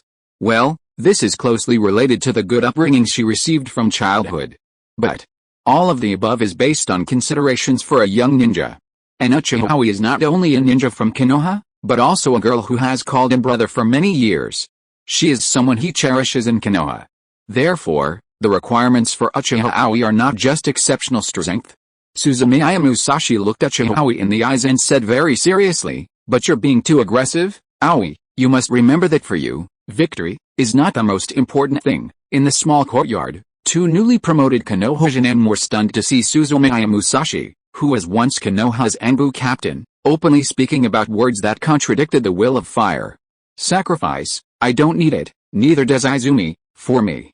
Izumi, what I need is for you to live well, what we want is for you to live your life the way you want. Hinata Hanabi was stunned. Murakami Daichi's mouth fell open. Uchiha Aoi pursed her lips, her nose twisted slightly, and her eyes visibly reddened. The midday sun shone brightly in the courtyard. She completely forgot about her teammates behind her. She could only see the world in front of her. The breeze was gentle, the air fresh, and the bright sunlight fell on Suzumiya Musashi's shoulders, gliding slightly until it landed on her, and she felt an infinite warmth. She wants, bang! Another powerful blow to the head shattered the wonderful atmosphere and brought Uchiha Aoi back to her senses. But Suzumiya Musashi changed the subject and said, so, you know you're wrong, you must learn this lesson. Tell me about yourself, what happened to you a moment ago? You won't escape even if the detonating talisman arrives. You think you're strong. Yes, you correctly calculated the detonating time of the detonating talisman, but that doesn't mean you're never wrong. You know that the detonating talisman becomes unstable during movement, and changes in external conditions can cause it to explode. And, due to manufacturing differences, not all detonating plates have the same detonation time. Small differences can also pose great dangers. Do you remember? Suzumiya Musashi asked with a fierce expression. Uchiha Aoi was speechless for a moment. He meant that the Sharingan's dynamic vision was extraordinary. The moment the detonating plate appeared, he had seen many things clearly, including its specific state. The detonation time is very stable. There won't be any dangerous situation caused by the manufacturing difference, as Suzumiya mentioned. Musashi. But looking at Suzumiya Musashi, who had a fierce expression but actually seemed concerned, he reflected for a moment and finally didn't refute, but nodded vigorously. Yes, I remember, just remember. Suzumiya Musashi finally gave in. Then, suddenly, he turned and looked at Murakami Daichi, who was stunned. Oh, Daisy, right? It's your turn, Murakami Daichi. What? Come here quickly. At Suzumiya Musashi's insistence, Murakami Daichi felt a pang of panic. Initially, he had been observing Musashi's movements, intending to analyze and study them. As the other party revealed more information, he would analyze it accordingly. In reality, he didn't want to fight a Jonin, even if the other party was a physical ninja. He only wanted to gather more information, and then, in the subsequent confrontation, he would try to put on an outstanding performance, attract the attention of the leading Jonin, and then be recognized by the other party, teach them powerful ninjutsu, recommend them to the Konoha masters, and reach the top of the ninja world. Unexpectedly, Uchiha Aoi's movements were so astonishing that he was completely absorbed by them. It wasn't until Musashi snapped him out of it that he suddenly realized. I myself seemed to have noticed nothing. Perfect battle rhythm, fluid responses, and no use of attribute ninjutsu throughout. But he already knew that the other was a ninja of taijutsu, so this information was worthless. Why are you dawdling? Seeing that he wasn't doing anything, Suzumiya Musashi urged him, hurry up, guys, you shouldn't dawdle. Hearing this, knowing he couldn't escape, Murakami Daichi could only slowly walk in front of Suzumiya Musashi. Taijutsu ninja, without more information, we can only analyze it with common sense. From the fight just now, the opponent's physical skills are really quite good, so I shouldn't boast about my mediocre abilities. As for ninjutsu, I just graduated and I don't know any ninjutsu above rank C. As for illusion, it's a good option for dealing with physical ninjas, but I don't know if it will work. Add psychological warfare. Murakami Daichi's expression changed. After a moment, he took a deep breath and slowly assumed an attack stance. Master Musashi, watch out, I'm about to attack. Chapter 362 Murakami Daichi's Trump Card. As he spoke, a glimmer of wisdom flashed in Murakami Daichi's eyes. Based on his observation and analysis of Suzumiya Musashi after he entered the courtyard, he formed an initial impression, informal, cheerful, and unconventional. Standing there, his entire body radiated immense self-confidence. This was the impression Suzumiya Musashi conveyed. Moreover, at that moment, there was a vast difference in status between them. One was a Jonin team leader, and the other, a graduate of the Ninja Academy. He was 98% certain that after saying, I'm going to attack, the latter would give him the opportunity to seize the initiative and counterattack. Indeed, his inference was correct. After he spoke, Suzumiya Musashi simply remained on guard and did not initiate an attack. At that moment, Suzumiya Musashi had not yet grasped the gravity of the situation. When Daichi Murakami pulled out a pocket watch and waved it in front of him in an attempt to hypnotize him, he thought the other party was just teasing him. Unexpectedly, after a while, he actually felt a little sleepy. And he hadn't even seen how the other party's hypnosis worked. Outrageous. Fortunately, the opponent's hypnosis was too weak, and the effect would break as long as he wasn't staring at his body. He pulled out the cork and circled Suzumiya Musashi, muttering to himself as he did the same. After a few breaths, Suzumiya Musashi's nostrils twitched slightly. Then he looked at Murakami Daichi in surprise. It's poison gas. There's more than one. He silently circulated his chakra to expel the poison gas he had inhaled. Now that he had noticed the other party's method, Suzumiya Musashi naturally had to act to stop him. He moved his fingers gently, and suddenly, a gust of wind blew into the courtyard. The wind suddenly picked up. The sun shone brightly in the sky, the clouds were picturesque, and there wasn't even a breeze. But in the courtyard, a gust of wind suddenly blew. In less than 2 seconds, his eyes rolled back. He frantically pulled some porcelain bottles from his arms, quickly removed the stoppers, and held them to his nose. He took several deep breaths and then exhaled deeply. Is this your method? Suzumiya Musashi said in a low voice. If this is all you've got, you won't be able to become a qualified Jonin. Don't worry, Mr. Musashi. I still have a few tricks up my sleeve. With that, Murakami Daichi took 2 more deep breaths until he felt his brain was no longer so dizzy from inhaling the poisonous gas. Then he extended his hands in quickly formed hand seals. Chenjo Mao. After performing the hand seals, he placed his hands in front of his eyes and shouted, water style, water wave technique. Suzumiya Musashi. He didn't sense the fluctuation of the water attribute chakra. Furthermore, he highly doubted that the current Murakami Daichi was truly capable of performing sea-level ninjutsu. Just as he was thinking this, he felt something strange beneath his feet. A surge of chakra erupted from the soles of his feet. Accompanied by a distinct vibration, the ground crumbled. Strings of mud shot out rapidly and headed towards Suzumiya Musashi's feet. While his mind raced, he didn't move, but let the mud envelop his ankles. Silently feeling the force of the mud entangled around his feet, he glanced at Murakami Daichi, and finally, a flicker of approval appeared in his eyes. Water escape hand seals are actually water escape, which causes some confusion. Although it's still a bit below C-rank ninjutsu in terms of power, it's quite good considering your age. Murakami Daichi smiled and lifted the corners of his lips at that, but realized that such a smile didn't suit his odd temperament, so he immediately lowered the corners and said, Master Musashi, this is just one of the results of my research at the school. Suzumiya Musashi was slightly startled to hear this and said, very interesting results. If I'm not mistaken, the seal you just made wasn't a useless trick, was it? Hearing Suzumiya Musashi's words, Murakami Daichi admired the other party's insight in his heart, but at the same time, he couldn't help feeling complacent. The purpose of forming hand seals is to better activate chakra and release ninjutsu. Each type of seal has a corresponding chakra pathway, but after my tireless research, I finally developed a seal-making method that differs from the norm. When you make the Z seal, the chakra will flow like the Mao seal. When you make the Jo seal, the chakra will flow like the Wei seal. Thus, the opponent won't be able to see any clues to my hand seal-making method. Suzumiya Musashi pondered for a moment and remarked, well, it seems there's something to your research. It's not bad to be able to get results. Seeing that Murakami Daichi couldn't suppress the twitching of his lips, he changed the subject and said, but, it's just for fun. Your current strength is still too weak. Although the Indian-style reorganization is interesting, it has a limited impact on your combat effectiveness. If you aren't strong enough to defeat the enemy, your methods will soon be clearly observed. The Research Institute's efforts will be in vain. So, Suzumiya Musashi paused, exerted a slight force with his feet, and with a bang, the rope transformed by the earth escape technique snapped to pieces. It's not enough. Murakami Daichi's expression froze.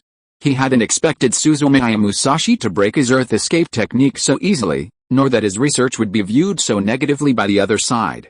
His face turned slightly red, and he argued, craned his neck, what do you mean, useless work? After all, you're a taijutsu ninja. You don't understand what you're investigating. There are many complicated matters here. Then, he began muttering things like, if you don't make a sound, you'll cause a commotion, and 30 years on the Nan River, 30 years on the Hokage Rock. Suzumiya Musashi chuckled and said, okay, I didn't say the results of your research were bad. If that's all, then you're definitely the last one on this team. I'm not the last one. Murakami Daichi suddenly became a little anxious. He admitted that his frontal combat ability was far worse than Uchiha Aoi's, let alone Hyuga Hanabi's. However, he would never admit that he was the last one to sink the team. He possessed his own research findings, his own wisdom, and many hidden cards. He stubbornly insisted, I still have a few tricks up my sleeve. Really? Suzumiya Musashi heard this and said something he would soon regret. Then use them and let me see. Just use them. Murakami Daichi gritted his teeth. He turned and looked at the two girls. Then, as if he had already made up his mind, he suddenly pulled a scroll from his arm. He broke the string, raised his hand, and the scroll unfolded before his eyes. Suzumiya Musashi's eyes narrowed slightly. Is it psychic? Hesitantly, Murakami Daichi raised his right hand and shifted his stance.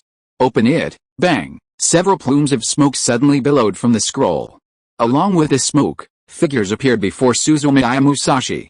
The veil was half covered, and she wanted to speak, but hesitated.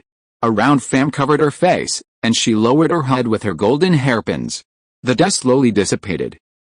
Seeing this, Suzumiya Musashi exclaimed. Chapter 363 The Wounded Suzumiya Musashi, you're a talent. The smoke made it difficult for him to see clearly, but judging by the shape, it was probably another unconventional method, like the colored enamel technique. It was just a trifle. How could such a childish trick work on a jonin as dignified as him? Whoosh! The wind suddenly picked up. It dispersed the wisps of smoke. The guard and the observer, with their eyes fixed on him, even stopped breathing. Then, the corners of their eyes began to twitch and their faces darkened. Their indifferent attitude since they first met finally changed. They slowly clenched their fists, the enormous force between their knuckles making their bones crack. Seeing this, Murakami Daichi couldn't help but wear a smug expression.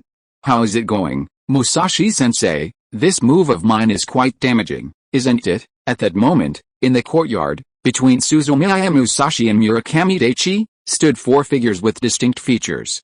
The half-covered veil slid away, revealing shoulders like the withered roots of an ancient tree, covered in layers of wrinkles and dead skin. The fan that had been covering his face moved lightly, and there were wisps of coarse hair in the dark mole, and the furrows in his cheeks were so deep they trapped mosquitoes and flies. The two streams had separated by mistake, and a pool of muddy water flowed from Feng Liu.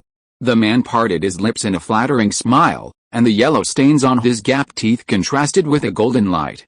His hair was like wild grass, and his scalp was as white as snow. He lifted his armpit slightly, shaking off 3 layers of mud. It was as if a ghost had entered the world of the living, and the stench was unbearable. If it weren't for Suzumiya Musashi's sheer willpower, others would have struggled to endure it for even a moment. Even so, Suzumiya Musashi's face was now blue and black, constantly changing like a slideshow. It's not over yet, thought Murakami Daichi with secret glee, and the seal on his hand suddenly changed. Then, 4 figures moved in unison. The toothless man opened his mouth and exclaimed, "Bah!" The yellow turned into golden nail in the air, gleaming coldly in the sunlight. Separated, with legs raised and trembling, a turbid liquid shot into the air, the corrosive air hissing. His scalp was white as snow, and he shook his head. He sang a melody in the snowflake-filled sky, surrounded by the seductive and bewitching sound. Naked, with his hands clasped together, he withered away. Flames shot from the tip, and a scorching wind lashed at him. The courtyard, and the sky and the earth lost their color. Suzumiya Musashi realized he had underestimated Murakami Daichi. The latter's method shocked him. At that moment, among the 3 people on the field, Uchiha Aoi was possessed and felt like vomiting. Her body trembled, and Hinata Hanabi's eyes were wide, wishing she could shatter the illusion and return to her heart. Only Murakami Daichi remained, his hands as firm as rocks and his expression confident and resolute, as if he were saving the world. As for Suzumiya Musashi, just before the scroll's attack was about to strike him, he admitted he could no longer hold back. Although he knew such an attack couldn't cause him physical harm, it caused him great psychological trauma. He could no longer suppress his own power. As his chakra intensified, his feet exploded, and he was catapulted into the air like a cannonball. Bang! A massive hole ripped open in the ground. And rocks flew everywhere. The sudden, powerful force began to pull Murakami Daichi in. He quickly stepped back to avoid the debris and shielded his head with both hands. When he looked ahead again, he discovered that Suzumiya Musashi was gone. A few seconds later, he looked up as if realizing something and saw Suzumiya Musashi's figure falling. The latter was face down, a slightly ferocious expression on his face, and then, he slammed his palm down. Bang! A few minutes later, the small courtyard was covered in debris and dust. Fragments of torn scrolls flew everywhere, but to those present, the courtyard was much cleaner than it had been a few minutes before. Hinata Hanabi and Uchiha Aoi found some small stools and sat down. Their complexions had improved considerably, but their faces were a little pale. Murakami Daichi, with 2 large, recent bumps on his head, squatted dejectedly, holding a piece of gravel in his hand and drawing circles in the ground. Pa. Suzumiya Musashi, having calmed down, clapped his hands, focused his attention, and said, "All right, today's competition ends here. I basically understand your strength." Looking at Hinata Hanabi, he said, "Hanabi, you don't need me to interfere with your gentle fist training.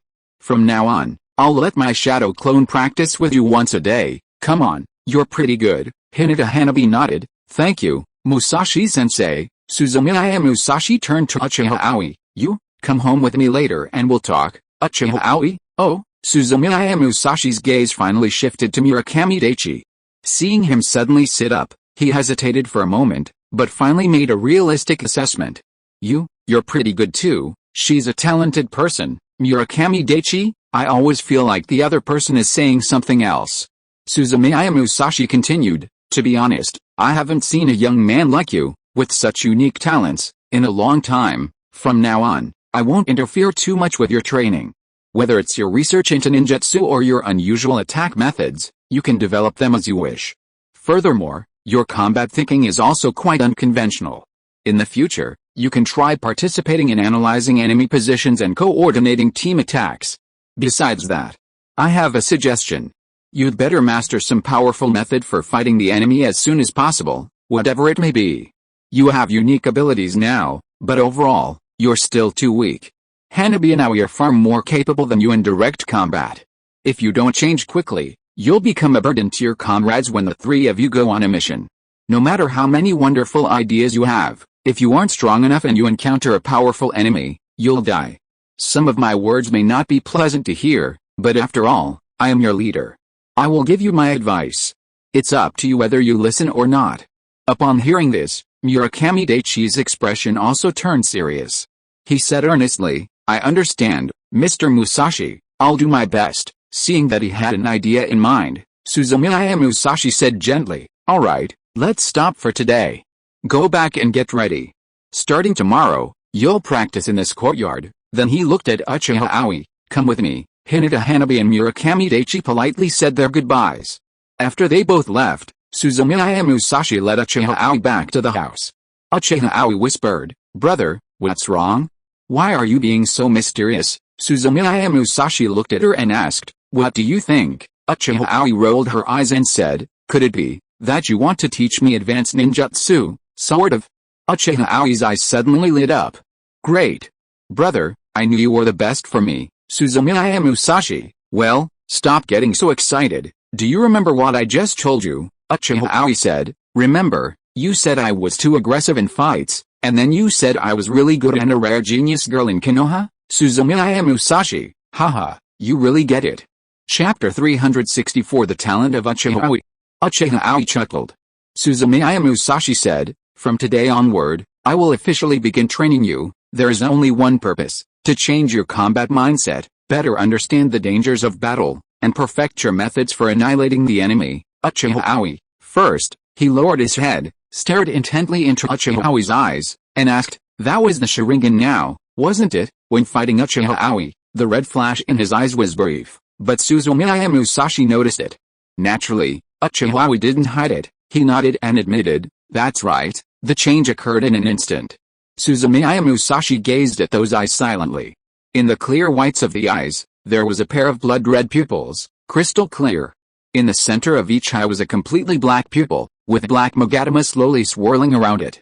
These eyes were very beautiful, but they had a hint of evil about them, so sharp that ordinary people would be frightened if they looked into them.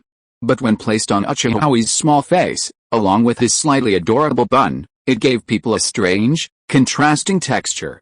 Suzumiya Musashi's brows slowly furrowed at this. Brother, what's wrong? Asked Uchiha Aoi. Is there a problem? No. Suzumiya Musashi asked, Aoi, how are you feeling now? Are you feeling unwell? Uchiha Aoi replied with a vacant stare. No, I feel better than usual. Suzumiya Musashi remained silent.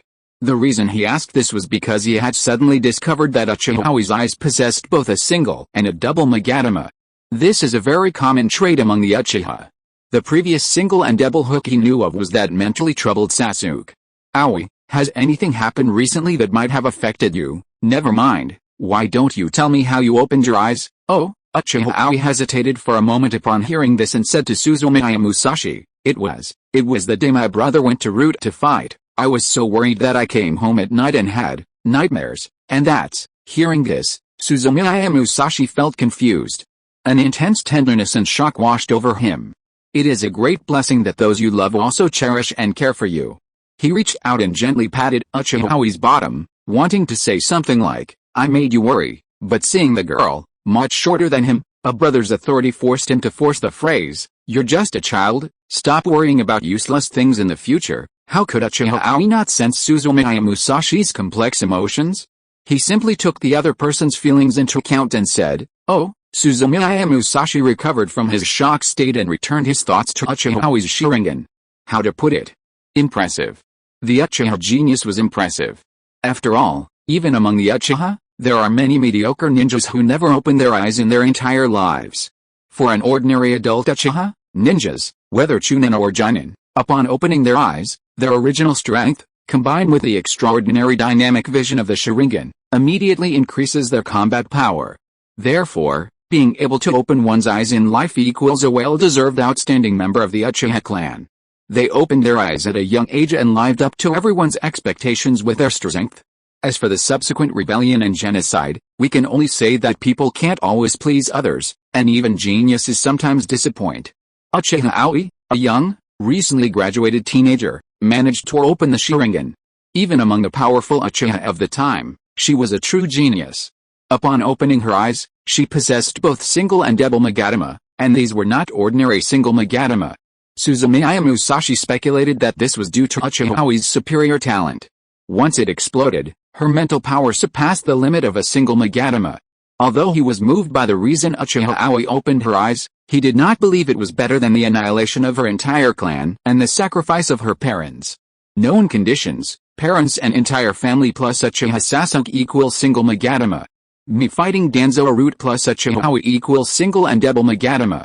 Hypothesis: me fighting Danzo root my parents and their entire family. Therefore, we can conclude that the small creature with ruby eyes and an intelligent, well-behaved face may possess more talent than Uchiha Sasuke.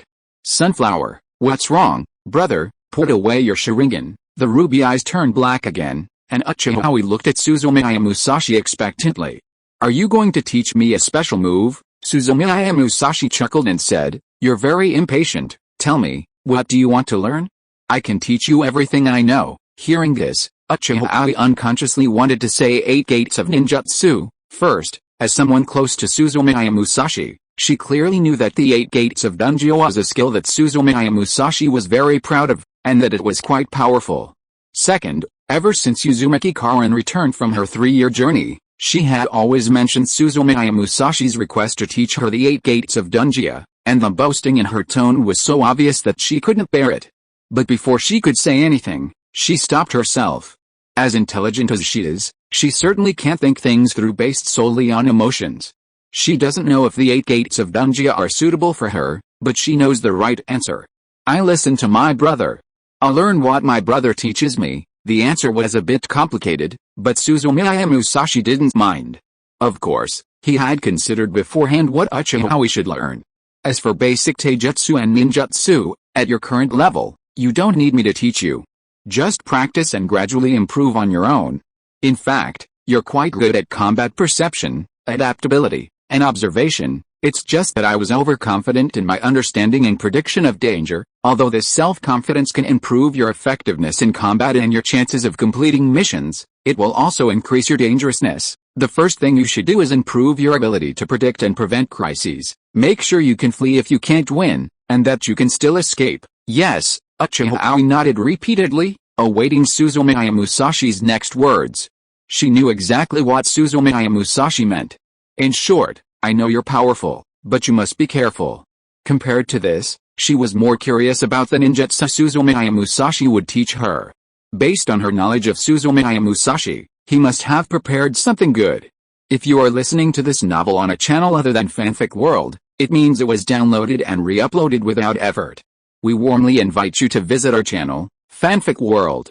There you will find the original version of this story and many other novels of various genres.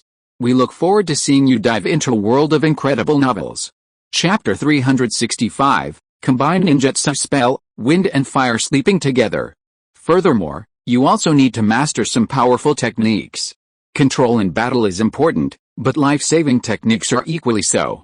As Daichi and I discussed, only great strength can form the foundation of a ninja. In the test a moment ago, you used fire style, wind style, and lightning style, respectively. Although they are all basic ninjutsu, it's not bad that you can master 3 types of ninjutsu at once at your age as a recent graduate. Which one do you use most easily? Uchiha said. Fire ladder is the most convenient, then it's wind style. As for lightning style, I can only use it once at most, and its power is fairly average. Suzumiya Musashi replied lightly. That's practically the same as what I felt. In that case, I know which jutsu to teach you. Uchiha's eyes lit up. Really? Is it a B rank or A rank ninjutsu? Suzumiya Musashi shook his head. Uchiha was startled to hear this. Huh? Not B rank, not A rank. Could it be S rank? Impossible. No matter how confident she was, she didn't believe she was capable of practicing S rank ninjutsu. Not right now. Not S rank. Could it be C rank? Yes. Although she had mastered more than one ninjutsu, they were all low level, and she only mastered them with difficulty. A C rank ninjutsu that suited her was, in fact, quite reasonable. Although her level wasn't very impressive, she was very happy that Suzumiya Musashi himself was teaching her. Suzumiya Musashi then said, it's neither B rank nor A rank. It's a combined ninjutsu, Combined ninjutsu? Uchiha Aoi asked in surprise, and then she recalled the knowledge her teachers had taught her at the school. Combined ninjutsu, a combination of two or more attribute ninjutsu performed simultaneously by a powerful ninja. It is extremely powerful, some even surpassing the limits of the bloodline, but it is difficult to master. The practice of combined ninjutsu is difficult and demanding, and this type of ninjutsu is uncommon in the ninja world, so it had never occurred to Uchiha Aoi to practice it. Yes, said Suzumiya Musashi, you have 3 types of chakra, and combined ninjutsu is ideal for you, but, brother, do you also know how to perform combined ninjutsu? Uchiha Aoi's eyes widened. Why don't I know? Suzumiya Musashi rarely revealed this. There are so many things you don't know, Suzumiya Musashi teased. Uchiha Aoi realized he had said something wrong and shrugged, saying flatteringly, what I mean is, my brother is amazing, he knows everything. Brother, what is this combined ninjutsu? Go ahead, tell me, is it powerful? Can you teach it to me? Murakami Daichi and Hinata Hanabi left, and there was no one else in the courtyard. Suzumiya Musashi looked around and said, it's not impossible. Yes, Uchiha Aoi clapped enthusiastically. Brother, is this place big enough? Do you want us to go outside? If not, if we make a mess of the courtyard, Sister Chorus will have to clean it again. He positioned himself in the middle of the courtyard. Under Uchiha Aoi's gaze, Suzumiya Musashi extended his hands and made a hand seal. Okay, Suzumiya Musashi didn't move at the speed he would in battle, but slowed his movements, forming seals with firmness and clarity. He brought his hands together and formed separate seals. One hand represented fire, Si Chen Shen Mao Yin. The other hand was wind, Mao Si Wu Wei Yu. A vigorous chakra surged from his body. A transparent, polygonal shield with clean edges and corners, composed of chakra energy, appeared in the center of the courtyard. As it appeared, it enveloped the solid wooden stakes used for the substitution technique. Almost simultaneously, a flame slowly rose from the protective shield, and in the blink of an eye, a blazing fire erupted. The flame suddenly changed from a deep red to a brilliant yellow, instantly filling every inch of the shield. Beneath the shield's protection, a massive amount of heat rushed in and condensed. The sound of a whistling wind clearly resonated from the shield, and the flame changed from bright yellow to blazing white. 1 second, 2 seconds, 3 seconds. Suzumiya Musashi lowered his hands, and 3 seconds later, the transparent shield melted in the fire's light. At the same time, the chakra of the flames dissipated, accompanied by a light puff of smoke, and everything became calm. Judging by the inertia, it all seemed normal. The noise was faint, and the duration brief. However, Uchiha Aoi's eyes widened at that moment, an expression of disbelief on her face. Not anymore. Uchiha Aoi stared at the center of the courtyard. The place where the solid piles of wood had originally stood was now empty. There was no charred, reddish, or burning wood. No bits of grayish charcoal. There was only a barely perceptible layer of dust, and it looked as if someone had smoked 2 cigarettes. Swallow? Uchiha Aoi swallowed. To this extent. What power, brother?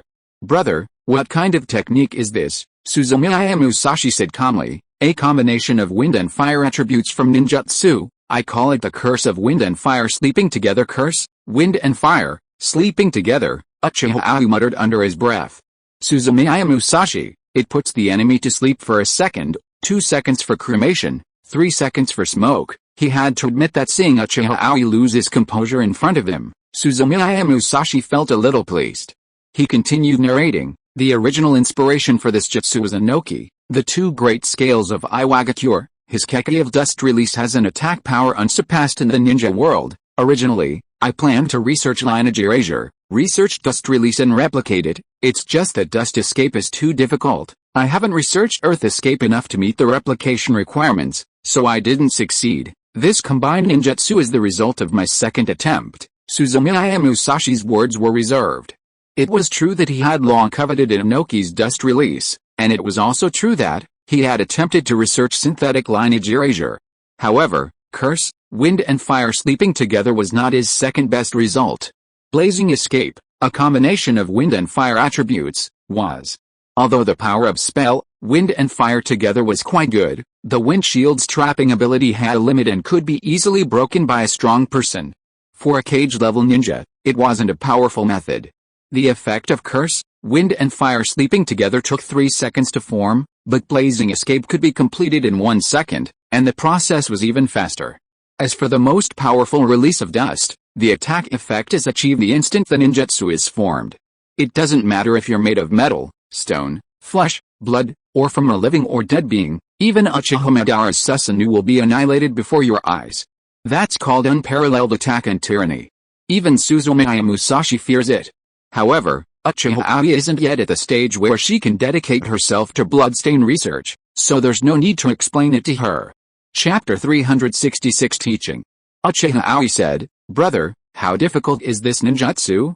Can I really practice it now?" Suzumiya Musashi replied, "This technique is certainly difficult for you, but it won't be too far-fetched. Wind and fire sleep together, composed primarily of wind and fire chakra. Among them, the prototype of wind-style ninjutsu is based on the Fuma clan's unique ninjutsu, the Cursed Mandala. This technique can form a solid energy shield that traps the enemy. The energy shield reduces the space, compresses the body, and injures the enemy. However, when faced with fast ninjas and offensive capabilities, it is usually easily defeated by the opponent, so it is not very well known in the ninja world. I made some changes, retaining the trapping function and adding a swirling wind with a lot of oxygen. Fire style, taken from the C-rank fire style ninjutsu, dragon fire style. Compared to the fixed method of the great fireball technique, the energy release is concentrated, making the dragon fire technique more controllable. I changed the original 4 Mousei Wei Yu hand seals to 5 Mousei Wu Wei Yu hand seals. First, this improves control and reduces difficulty. Second, it also aligns with the 5 wind-style hand seals. The 5 seals on each side are symmetrical and easier to master. You won't find it very difficult to practice. With your current chakra and ninjutsu level, you can learn it. The only thing that takes time is forming one-handed hand seals to release the ninjutsu. As long as you master the wind and fire ninjutsu and the one-handed seal, the rest is just a matter of more practice and mastering the rhythm of battle. You don't even need to master multitasking. Muscle memory is sufficient to execute this jutsu. Although it's not a powerful ninjutsu with a wide range, if used skillfully, the lethal effect it can exert will be no less than that of A-rank ninjutsu. Uchiha Aoi's eyes lit up. The power of A-rank ninjutsu made her far superior to her peers. Even if she faced a Chunin or even a Jonin, she could seize the opportunity and show weakness to the enemy, allowing her to counterattack. Among her equals, she could reach a level comparable to that of an ordinary Jonin after improving her combat ideas and cultivating powerful means to kill the enemy, combined with the Sharingan. At that time, even if I wasn't present, I had a certain ability to protect myself. Of course, if I went on a mission alone and I wandered off, I was still a little worried. Suzumiya Musashi's mind was full of thoughts. The Sharingan and the Sharingan go hand in hand, whether for defense or against the enemy. I'm not very good at this, but Sister Hong seems to be quite good. I can ask for his help when I have time. Izumi should have some illusion scrolls stored by Uchiha to show Aoi. I don't know when he'll be back in Konoha. Never mind, let's wait. If not, I'll go find him. A small ninja village thousands of miles away. Uchiha Itachi, who was on a mission, suddenly stopped and shuddered. It only lasted a second. In the last instant of consciousness, he only remembered a pair of blood-red eyes, and then the world plunged into darkness. Lord Itachi, what's wrong? Behind him, Hashigaki Kisame, who had engaged the enemy at the same time, noticed his abnormality and asked, "What happened?" "Nothing's wrong." Uchiha Aoi frowned, puzzled by the sudden chill down his spine. Then he said, "I was just distracted." Mission complete. Let's move on to the next location. Uchiha Itachi paused, recalling the bad feeling he'd had a moment ago, and simply said, "Forget it, let's find somewhere to rest first." Suzumiya Musashi didn't realize that, because of his thoughts, one of Akatsuki's missions had been delayed by a day. When he came to his senses and was about to start teaching, he found Uchiha Aoi suddenly holding out his hand. Well, it's like the kid who got first place on the exam and asked for the game console his parents promised him. "What?" Suzumiya Musashi asked, puzzled. "What are you doing?" Uchiha Aoi asked confidently. "Where's my ninja dog?" "What? Don't play dumb," Uchiha Aoi said. "When Karin graduated, you signed a ninja dog contract for her. Now I've graduated too, so I have a role as well." "Suzumiya Musashi, don't you want to sign a psychic contract with a ninja cat clan?" He had considered it, but the Uchiha clan had a close relationship with the ninja cat clan, and considering the Ninja Beast Clan's certain exclusivity and contracts, he wasn't in a hurry to make a decision and planned to wait and see what happened. Uchiha Aoi said, "No. I don't like cats, I like ninja dogs." Seeing that Suzumiya Musashi remained impassive, he stopped, his gaze filled with resentment. "Brother, aren't you going to give it to me? How is that possible?" Suzumiya Musashi reacted swiftly and produced the Ninja Dog Clan's summoning contract in an instant. "I was just afraid you preferred cats. I've already prepared the psychic contract for you." Only then did Uchiha Aoi smile happily. Seeing this, Suzumiya Musashi breathed a sigh of relief. He knew Uchiha Aoi was lying. He really likes cats. It doesn't matter. The Ninja Cat Clan isn't considered very powerful among the Psychic Beast clans. Since Uchiha Aoi likes him, he can visit if he has the chance in the future. Contracts and such can be discussed. In a harmonious ninja world, there's nothing that can't be discussed. The days passed uneventfully. Each day he created a shadow clone to practice with Hinata Hanabi, offering her guidance and suggestions, which earned her a certain amount of gratitude. When he got bored, he chatted with Murakami Daichi, admiring his various advances in research and occasionally criticizing him, hitting the nail on the head even though he didn't dare speak up. The life of teaching Jinan is simple and boring, but fortunately, they're easy to look after, especially Uchiha Aoi, who learns very quickly. Perhaps too quickly, even. 2 wind and fire ninjutsu techniques in magic jutsu, wind and fire together could be practiced very quickly and mastered completely in a short time. Even the most difficult one-handed hand seal was now quite effective after Suzumiya Musashi's practical instruction. If he continued practicing at this pace, Suzumiya Musashi felt that, in a few years, he could teach the other party to multitask and combine bloodstains. This made Suzumiya Musashi think of the time when Uchiha Itachi had taught him Shadow Clone, and the time he was teaching Uchiha Sasuke Shadow Clone. Chapter 367 The Deception. The past assailed me, and my mood became complicated. Every moment, Suzumiya Musashi would stop teaching, find firm ground, and begin practicing physical skills as if no one were present. Chakra charge increased to the maximum. Pressure on tendons and bones pushed to the limit.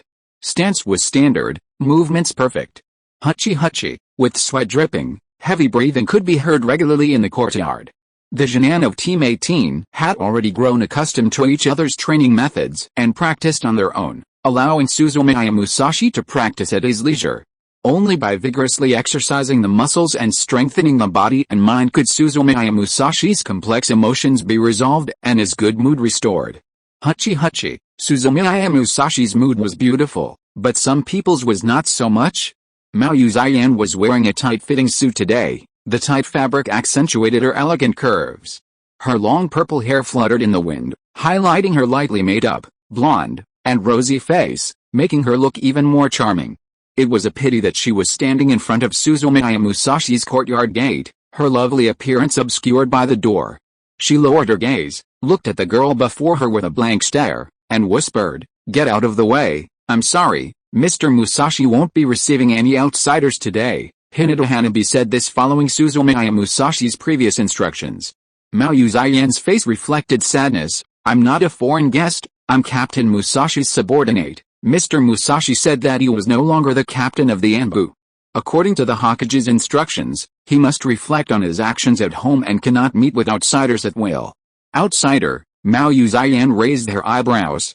"Outsider, do you know who I am? While I was fighting alongside the captain, you were still playing with dolls at home." Facing Uzuki Yugeo, Hinata Hanabi remained impassive.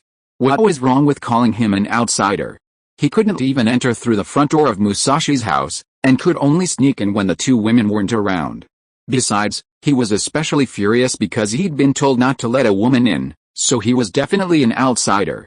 The Hyuga clan's teachings allowed her to maintain a basic understanding, and she whispered again, "I'm sorry, the master is at a critical point in his training, please return." Hoo. Mao Yuzian's considerable size continued to rise and fall. As she said this, she gripped the sword hilt at her waist with her slender hand, as if she were about to unleash it furiously and let Hinata Hanabi witness the combat prowess of the Anbu elite. Unfortunately, Hinata Hanabi's expression remained unchanged. If she were any other newly graduated Jinan, faced with Uzuki Yugeo's readiness to attack, she would likely retreat in fear. But who was she, Hinata Hanabi? The second daughter of the Hyuga clan, She had been the object of great hope since birth, and it was even quite likely that she would succeed Hinata Hyuga and become the clan's heir. The aristocratic upbringing she had received since childhood and her maturity, superior to that of her peers, allowed her to easily assess the situation and know that the other party definitely wouldn't dare to act. The Anbu rules, the Hyuga clan behind her, and Suzumiya Musashi doing push-ups beside her, these weren't things Yuzuki Yugeo could possibly break. She looked directly into Yuzuki Yugeo's angry eyes and said calmly, "Ms. Yugeo, I don't think you would attack a Jinan from the village. If you don't believe it, don't say so please go back. If you have something to say, you can tell me, and I'll pass it on to Mr. Musashi." You're really going too far." Hinata Hanabi saw through her bluff, and Yuzuki Yugeo was furious. She wanted to curse, but she was worried that the person in front of her was still just a child, so she could only say angrily, "Don't fall into my hands again." As she spoke, Yuzuki Yugeo turned her head and looked through the crack in the door at Suzumiya Musashi, who was practicing. "Son, how delicious." Hinata Hanabi suddenly blocked his view. Yuzuki Yugeo looked away, snorted coldly, and left without looking back. She couldn't believe that Suzumiya Musashi could be trapped in that courtyard forever. Only when she disappeared down the street did Hinata Hanabi turn around and close the door. She approached Suzumiya Musashi and said, "Master Musashi, that person is gone. Good to see her go." "She did a good job," Suzumiya Musashi sincerely praised her. "Go and practice." "Yes," responding respectfully, Hyuga Hanabi began practicing her gentle fist. She used the 864 palms diagrams with great vigor and impetus, something completely different from the original Hyuga Hinata. Suzumiya Musashi saw this. At that moment, he finally understood why Hyuga Hayashi favored Hyuga Hanabi so much and even planned to bequeath the Hyuga clan to her. Compared to Hinata, who was easygoing and always thinking about going out with Naruto, Hyuga Hanabi was firm, mature, steady, and sharp. She was simply a model student.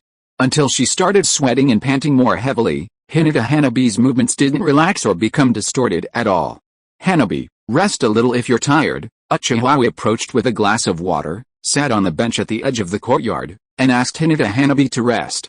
"Aoi, I'll finish soon," Hinata Hanabi replied with difficulty. After completing all the exercises, her body instantly relaxed. Hinata Hanabi approached Uchiha and sat down. She breathed a sigh of relief. She took the glass of water that Uchiha offered her, took a sip, and said, "Thank you, Aoi." In the past few days, Uchiha and Hinata Hanabi have become closer friends. The initial distrust between them gradually faded as they discovered that Hinata Hanabi only respected Suzumiya Musashi as her teacher. Now that they were in the same class and both talented students, they found it easier to get along. After chatting for a while, Uchiha turned her head to look at Murakami Daichi, who was crouching in the distance, practicing hand seals. "Hey, take a break, drink some water Ma." Right now, Murakami Daichi gasped. He wanted to do the same as Hinata Hanabi, complete a series of movements before resting. Unfortunately, his body wouldn't allow it. His legs had started to tremble from the continuous squats, and his hands had begun to feel numb from the long hours of practicing seals, but he finally managed to tie the seals as he had hoped. Murakami Daichi had no choice but to give up. He moved to the bench with shaking legs and collapsed onto it. "Oh, not bad, village ninja." Uchiha saw him and joked, "You practiced quite well." Chapter 368 Calm and Thoughtful. Just revel in my misfortune. Murakami Daichi seemed to have lost all hope in life. Once you've exhausted your chakra practicing ninjutsu, you can practice hand seals. Musashi-sensei said you should at least double the speed of your hand seals to reach Hanabi's level. He also said my physical strength is too low, which affects my career, and that I need to do more squats. 200 in a set. Saying that, he suddenly turned his head to look at Uchiha and whispered, "Sister Aoi, you're the most familiar with Mr. Musashi. Tell me, do I dislike him?" "What do you think?" Uchiha said, "It's for your own good that they allow you to practice, Murakami Daichi, but Hanabi's hand seal speed is so fast. I can't catch up to her in such a short time." Uchiha rolled her eyes and said, "Brother is right, you're too inexperienced. Hanabi's speed for hand seals is normal. Your hand seal speed is too slow. You're using your training time for complicated research. If it had been on the battlefield, you might have fallen before you could even utter your ninjutsu, but I can't rule out the possibility that I'm not as fast as you, Murakami Daichi was crying. Of course, it was a joke. Although the training process was painful, he knew very well that everything Suzumiya Musashi told him to practice made sense. Otherwise, he wouldn't have been able to endure the feeling of dying from practicing, and Suzumiya Musashi didn't force him. Murakami Daichi sighed. When will this day end? I've heard that members of other teams have already started accepting missions.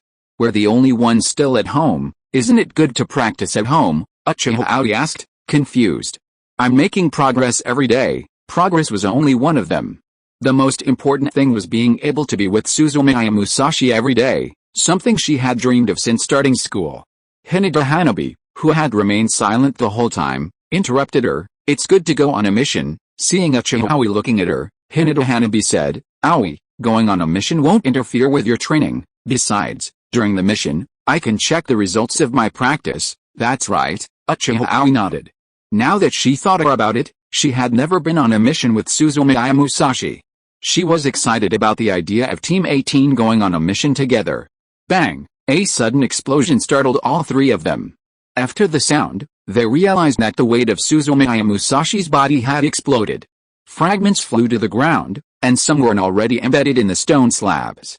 Master Musashi, are you alright? Hinata Hanabi asked worriedly, seeing such a scene for the first time. Suzumiya Musashi shook his head and said, it's alright, the charge is gone, I'll go get a new one. Uchiha Aoi stepped forward and helped Suzumiya Musashi clear the debris from the floor. As he cleaned up, he asked, brother, when do we start the mission? I heard other graduating Junin have already started accepting missions. Suzumiya Musashi asked, what?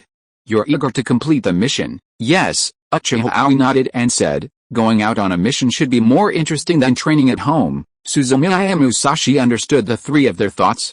When you're idle, you think about action. What newly graduated Junin doesn't want to accept a mission as soon as possible and become a true ninja? Suzumiya Musashi thought for a moment and said, alright. I'll take you on a mission in a week. A week later, the month of confinement ended. For Tsunade's sake, he didn't plan to leave any sooner. But you have to be prepared. Junin missions are usually very boring. If you want to accept high-level missions, each of you must meet my requirements, Uchiha Aoi assured him confidently. Don't worry, brother, I won't let you down. Outside the village of Konoha, there was a field of golden wheat. The wind blew, lifting the bent stalks and raising waves of wheat. It was a beautiful sight at first glance. Of course, Konohamaru, who was crouching in the wheat field, harvesting with a sickle in his hand and sweat on his face, didn't believe it at all. Laughing, as if mocking his situation, he said, Bagger your road, damn wheat, I hope my sickle can't kill you. I cut, and cut. I can't cut anymore. Throwing the sickle to the ground, Konohamaru sat down in the haystack, breathing heavily. Damn it, why would I do something like that? Konohamaru muttered. Konohamaru, do you have any water left? I'm dying of thirst. Yuden, pale, also stopped harvesting and approached Konohamaru. He took out the remaining water bag, took a small sip, and tossed it to the other. Leave some for Meng Wang. Understood. Yuden picked up the water bag, took a few sips, and sat down by the hayloft with Konohamaru. When will days like this end? Yuden asked dejectedly. Konohamaru felt his body ache and frowned. It's been a month. A month since I graduated from the Ninja Academy and joined Ebisu's class. During this month, I've been catching cats and dogs, collecting manure, and herding cattle. And, like today, completing tasks assigned by the villagers of Konoha. Damn it, Konohamaru cursed. Why am I doing this? What else do you want to do but this? Ebisu's voice called from not far away. The village is ready for you, Junin. If it weren't for Sensei's favor, you newly graduated Junin would be cleaning the streets and sewers. Clean jobs like harvesting wheat require stealing. Konohamaru looked at him. Ebisu was still wearing a headscarf and sunglasses, a mug of steaming cold drink in his hand, sitting calmly in a recliner, which made Konohamaru frown. Master Ebisu, is this what your reputation is worth? Hearing this, Ebisu snorted and said, you don't know what's good for you, don't be skeptical. Harvesting wheat is one of the few D-rank missions in Konoha village. The reward is much higher than that of ordinary A-rank missions. If Mr. Noda's granddaughter hadn't given birth, he would have done it himself, and you wouldn't have had the opportunity, but, we're ninjas. Konohamaru scratched his head at this.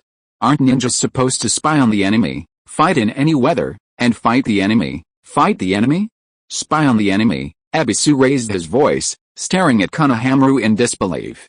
Only you. Chapter 369 Konohamaru, Mocha. I'm not laughing at you. If there are only a few Genin and they actually run into an enemy, let alone get into a fight, they'll be lucky if they don't wet their pants. How ridiculous. Konohamaru, furious, slammed his hand against the haystack and jumped to his feet. Forgetting for a moment the pain in his muscles, his body wobbled. He quickly steadied himself, suppressing the cracking of his muscles as he glared at Ebisu. I'm a ninja recognized by the Hokage. Don't underestimate me. Ebisu said. You're very anxious after I said a few words to you. It's good to have ambition, but you can't be too ambitious. You still have to face reality. When you've completed 20 low-level tasks, you can consider high-level tasks. Just as he was starting to get angry, Meng Wang approached from not far away and hurriedly persuaded him. Okay, Konohamaru, don't be like that. I've already heated up the lunch. Let's eat first. I don't want to eat. Konohamaru was angry, and Mocha couldn't persuade him. Oh, replied Meng Wang. Then he took some lunch boxes, walked over to the hayloft, and found a clean place to sit. Yuden, Mr. Ebisu, let's eat. Okay, a task that didn't appease him. What a shame the lunch was so delicious. After chopping wheat all morning, his body had already reached its limit. Not only did his muscles ache, but his stomach wouldn't stop growling, expressing its desire to eat. The aroma of the lunchbox was like tiny goblins with hands and feet, constantly drilling into his nose. His body reacted naturally, and he began to secrete a large amount of saliva. Gudong Konohamaru didn't hide the sound of swallowing, and it was very clear. Just one more time, and I'll agree, Konohamaru thought to himself. However, Ebisu was happily eating. Even Moji and Yuden were busy eating and didn't care about his petty emotions. Time passed minute by minute, and Konohamaru swore that the lunch Moji had prepared today was particularly sweet. They were about to burst with anxiety.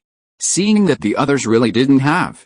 Intending to continue persuading him, and to prevent future strongmen of the timber industry from starving today, he had no choice but to swallow his humiliation and look for a way out. Forget it, it's not easy for Meng Huang to prepare lunch, it wouldn't be good to waste it, he said in a low voice, took his lunch in his hand, opened it impatiently, and gobbled it down. While eating, Yuden said, actually, it won't go to waste, hehe. I feel like I could finish 2 servings of rice by myself, hehe. Perhaps it was because Ebisu was eating too loudly, but Konohamaru decided he hadn't heard what Yuden said. I call you brother, but you actually want to steal my lunch. But I must say, today's lunch was really good. Fragrant, burp, he let out a long burp. Konohamaru leaned back and stroked his belly, feeling that he was only at 70% capacity today. Blood flowed through his stomach, digesting the delicious food, converting it into energy, and distributing it to his limbs. Konohamaru, finally feeling alive, looked at Moji, who was cleaning nearby, and asked, Moji, is there any news on the matter I asked you to look into? No, Meng Wang replied. I've asked my sisters and several people from other classes, and they all told me they haven't seen Uchiha doing anything lately. You didn't see him? Konohamaru asked, confused. That shouldn't be the case, aren't they all on low-level missions right now? His expression suddenly changed, and he asked, could it be that he left the village to take on a high-level mission? That shouldn't be the case, right? Meng Wang thought for a moment and said, how can a newly graduated Genin accept a high-level mission? Of course, an ordinary Genin wouldn't do that, Konohamaru said, but that pervert is different. What if Hokage-sama gets confused for a moment and sends his class on a high-level mission? Even from an opponent's perspective, Konohamaru had to admit that Uchiha was very strong, and most of the time, even a little better than him. Otherwise, he wouldn't have become his lifelong enemy. Tsunade is particularly optimistic. It's not impossible to make special arrangements. Just as he was daydreaming, Ebisu suddenly interrupted his thoughts and said, stop daydreaming. Ebisu said, your class leader, the Jonin, has been home lately for some reason. Are you going out on the mission? He looked at Ebisu with a look of deep doubt. Are you sure, brat? Don't doubt a Jonin's intelligence, Ebisu said sadly. Konohamaru said, how could I not? No, how could a newly graduated Genin refuse a mission? How can I gain experience if I stay home every day? A Uchiha girl can't be viewed from the perspective of an ordinary graduating Genin. As for how many ordinary missions she'll accept, That also depends on the Hokage's and Jonin leaders' evaluations. Konohamaru's face didn't look good. Although he was relieved to learn that Uchiha Aoi hadn't been on any missions lately and had been staying home, he didn't like Ebisu's tone. He spoke so highly of a Jonin from another class, as if she were far worse. How odious. Ebisu didn't know what Konohamaru was thinking. If he did, he'd probably just say, "Yes, you're far inferior to the others." Chapter 370, Accepting the Advanced Mission, the look in Suzumiya Musashi's eyes. "Well, I've eaten and rested, it's time to get back to work." Ebisu patted his rear, stood up, and said, "There's still more than half the harvest left. We'll try to finish harvesting the wheat before noon tomorrow. If it rains and we don't finish harvesting, they'll deduct the mission reward." "Wait, Master Ebisu." Konohamaru didn't care about the unpleasant situation and hurriedly called Ebisu over. "What's wrong?" Ebisu asked. Konohamaru calmed down a bit, tried to suppress his displeasure, and said earnestly, When are we going to accept the high-level mission? I'm fed up with these mundane tasks." Just as Ebisu was about to speak, Konohamaru repeated, "Master Ebisu, please, I'm serious, very serious, let's start the advance mission. These kinds of missions don't make us stronger at all." Upon hearing this, Ebisu swallowed the words he was about to say. Looking anxiously at Konohamaru, and with Yuden and Moji watching expectantly, he couldn't help but recall how he felt when he became a Jonin. Finally, he softened and said, "High-level missions aren't as easy as they seem. You have no idea how difficult it is to be a ninja." Seeing that Ebisu seemed somewhat relieved, Konohamaru hurriedly said, "I'm not afraid of difficulties, Master Ebisu, please. I've already prepared myself to become a strong and excellent ninja." "Alright." Ebisu raised his eyebrows, thought for a moment, and said, "Good, this wheat harvesting mission will be a test for you, no matter how late it is. As long as you can finish harvesting the wheat fields before tomorrow morning, you'll be considered passed. Then, I'll go see the Hokage to ask you for a high-level mission. But speaking of this, the harvest must be of guaranteed quality and quantity, no shortcuts allowed." "Huh?" Konohamaru looked embarrassed. "Want to become a powerful and exceptional ninja?" No. Konohamaru suddenly shuddered. It was the first time Ebisu had given in for so many days. For the sake of the high-level mission in his great ninja way, he had to fight. "Master Ebisu, don't worry, we'll do it." "Konohamaru, forget it," Yuden whispered. "There are so many wheat fields, even if it gets dark, I'm afraid." "No," Konohamaru interrupted Yuden and said, "no matter how late it gets, it must be finished today. Don't worry, rest when you're tired and leave the rest to me." Seeing this, Yuden, Mo, and Wang stopped trying to persuade their good friend. "It seems tonight will be a painful night." Later, Konohamaru began to doubt his life. Damn it, it was like he was hallucinating from exhaustion. Wheat was like leeks, there was no way he could finish harvesting it. He wanted to give up, but the heroic words he'd heard recently still echoed in his ears. He had failed miserably, and Konohamaru couldn't bear such humiliation. And most importantly, when he was exhausted and wanted to give up, Yuden and Konohamaru were always by his side. Like good friends, even with bruised hands and no strength left, they gritted their teeth and persevered, just so Konohamaru could achieve his goal. In this situation, how could Konohamaru give up? "Madao, let's fight." Gritting his teeth, Konohamaru took out a food pail and popped it into his mouth to replenish the strength he had used. Then he bent down and put all his energy into cutting the wheat. Then I was mesmerized. "My hands don't hurt, my hands don't hurt, my hands don't hurt." I don't know how long that went on. When Konohamaru, dazed, gathered the wheat with his hands and planned to continue harvesting, he discovered he hadn't picked anything. Then, he belatedly looked up. As far as the eye could see, the original wheat field had become a barren wasteland. The round moon is like a large steamed bun, suspended high in the sky, wide and soft. Ebisu put a hand in his pocket, his back to the moonlight, standing in a very flirtatious pose, and adjusted his glasses with one hand. His facial features, which weren't clearly visible in the moonlight, vaguely revealed a smile. "Good work, kid, did you?" Konohamaru said, his gaze unfocused. "Yes, you did." Plop, Konohamaru's knees buckled, and he could no longer stand. "Ebisu, well, there's no need to get so excited. I just can't stand up," Konohamaru said helplessly. Yuden and Moji crawled over, one on each side, helping him to his feet. Konohamaru continued, "Since the mission is complete, then the advanced mission, don't worry, Ebisu said, "You've used up a lot of energy today, so take tomorrow off.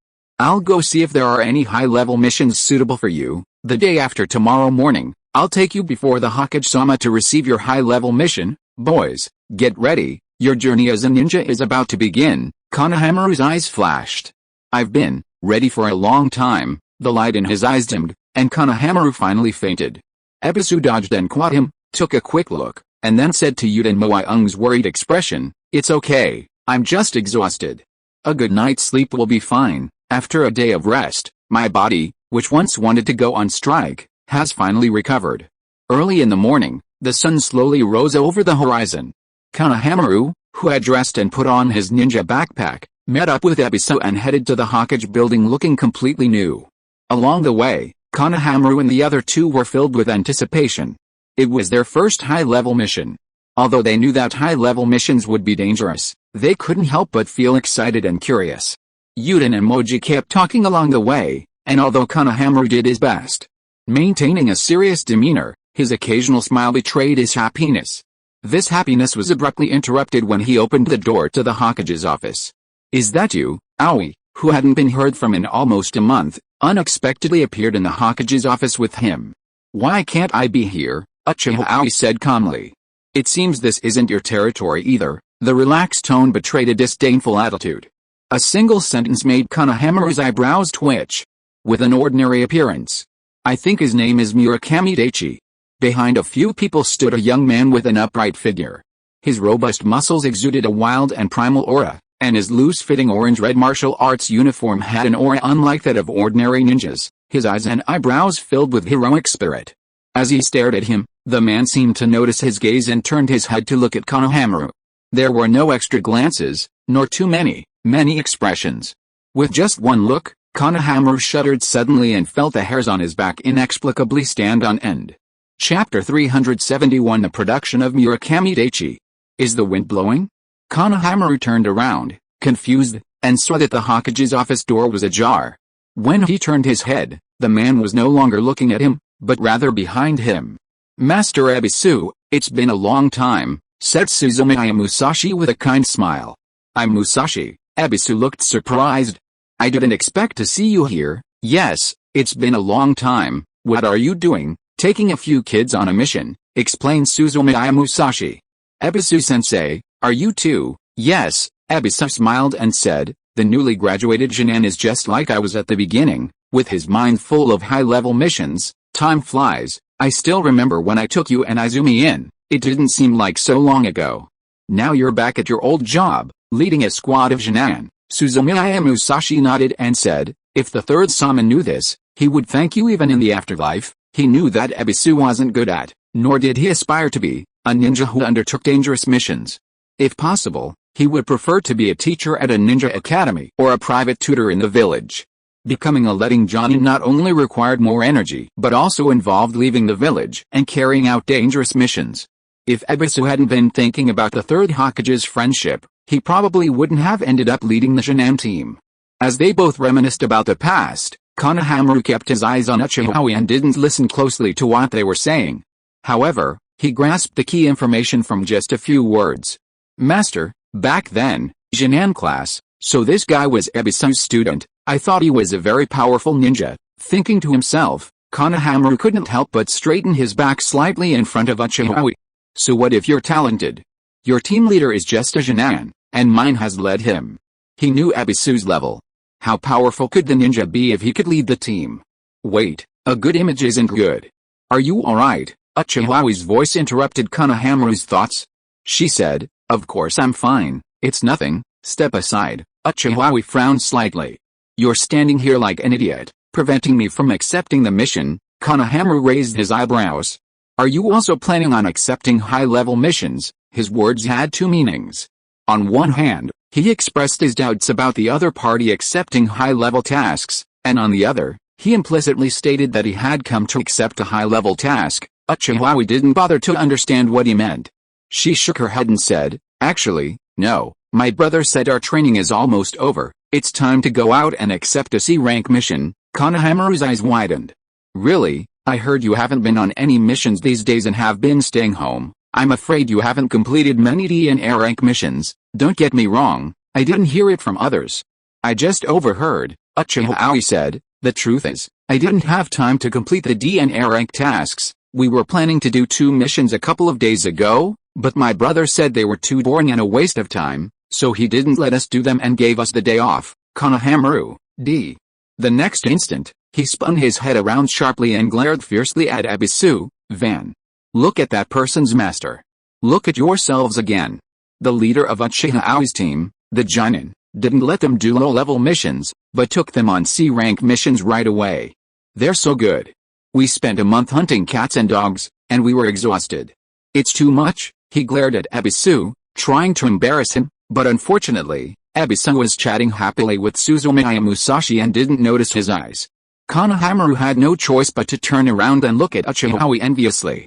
You haven't completed any basic tasks or had any experience with missions, yet you immediately accept a C-rank mission. It's ridiculous. Be careful not to take too big a step, or you could fail the task and end up flat on your face. Uchiha Aoi was stunned for a moment, then her face darkened. After not seeing you for a few days, I'm already looking forward to trouble. But before she could get angry, Murakami Daichi, who was behind her, suddenly stepped forward, faced Konohamaru, and said, "Oh, you're wrong about that." Despite his intelligence, he had already sensed Konohamaru's hostility. Originally, he and Konohamaru hadn't held a grudge and had even given each other medicine. But now things were different. Uchiha Aoi was now his teammate in the same class as Konohamaru, and he was an outsider. He certainly wouldn't stand idly by and watch Konohamaru attack Uchiha Aoi. He said slowly, "Firstly, the supposed experience that low-level tasks can give ninjas to improve is better than nothing, and it may not be effective for everyone. Shinayan, some excellent Shinayan, like Aoi, Hanabi, and even myself, don't need low-level missions to adapt and improve. Secondly, whether one stumbles or not depends on their own strength. If a ninja is very good, they will only progress much by taking big steps, and not stumble like an idiot." Hearing Murakami Daichi's sarcastic tone, Konohamaru suddenly became, "You?" Finally, Murakami Daichi didn't let Konohamaru interrupt him and continued, "Summer insects can't talk about ice. It's very reckless to infer the behavior of a genius ninja based on the talent of an ordinary ninja. Don't speculate about exceptional geniuses based on your own level." Ugh. Konohamaru said nothing, clenched his fists, and gasped. Seeing this, Murakami Daichi chuckled, and although it was full of sarcasm, his long-hidden genius and extraordinary temper surfaced. "What, don't you like what I said? If you don't like it, why don't you fight? Real men should speak with their fists, not babble like a little girl." Konohamaru's fists were so tightly clenched they cracked. Seeing this, Murakami Daichi simply smiled contemptuously and then retreated behind Uchiha Aoi and Hyuga Hanabi. If you are listening to this novel on a channel other than Fanfic World, it means it was downloaded and re-uploaded without effort. We warmly invite you to visit our channel, Fanfic World. There you will find the original version of this story and many other novels of various genres. We look forward to seeing you dive into a world of incredible novels. Chapter 372, Joint Mission to Eliminate Bandits, Leaving the Village. He wasn't afraid of Konohamaru. However, his methods differed from those of Uchiha Aoi and Hyuga Hanabi, and shouldn't be revealed in front of anyone. Just as some Jonin were about to fight, the sound of heels clicking on the floorboards echoed in the distance. The sound of the heels grew closer, and then the door burst open. Tsunade's deep, friendly voice resonated in everyone's ears. "Wow!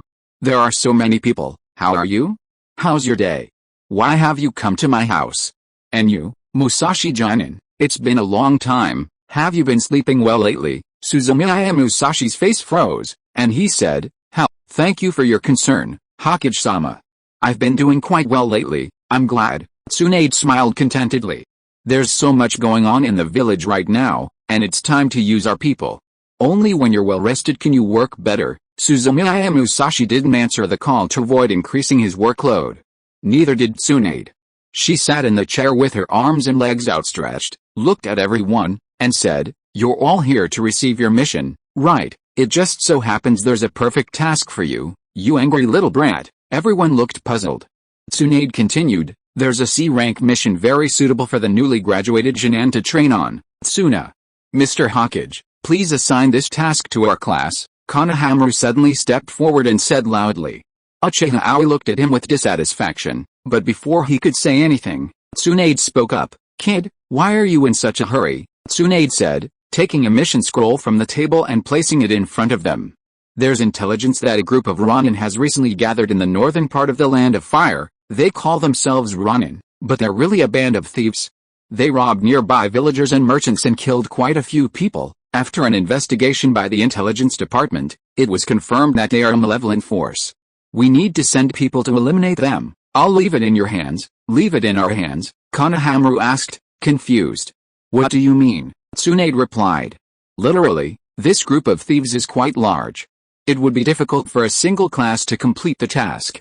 You should undertake it together. Don't worry, the reward for this mission is considered high among C-rank missions, and it's enough to share." "Hokage-sama," Konohamaru said anxiously, "I think it would be best if this task were assigned to our class. I'm sure I can complete it." "What do you think?" Konohamaru interrupted several times, and Tsunade's gaze turned menacing. "This is the Hokage's office.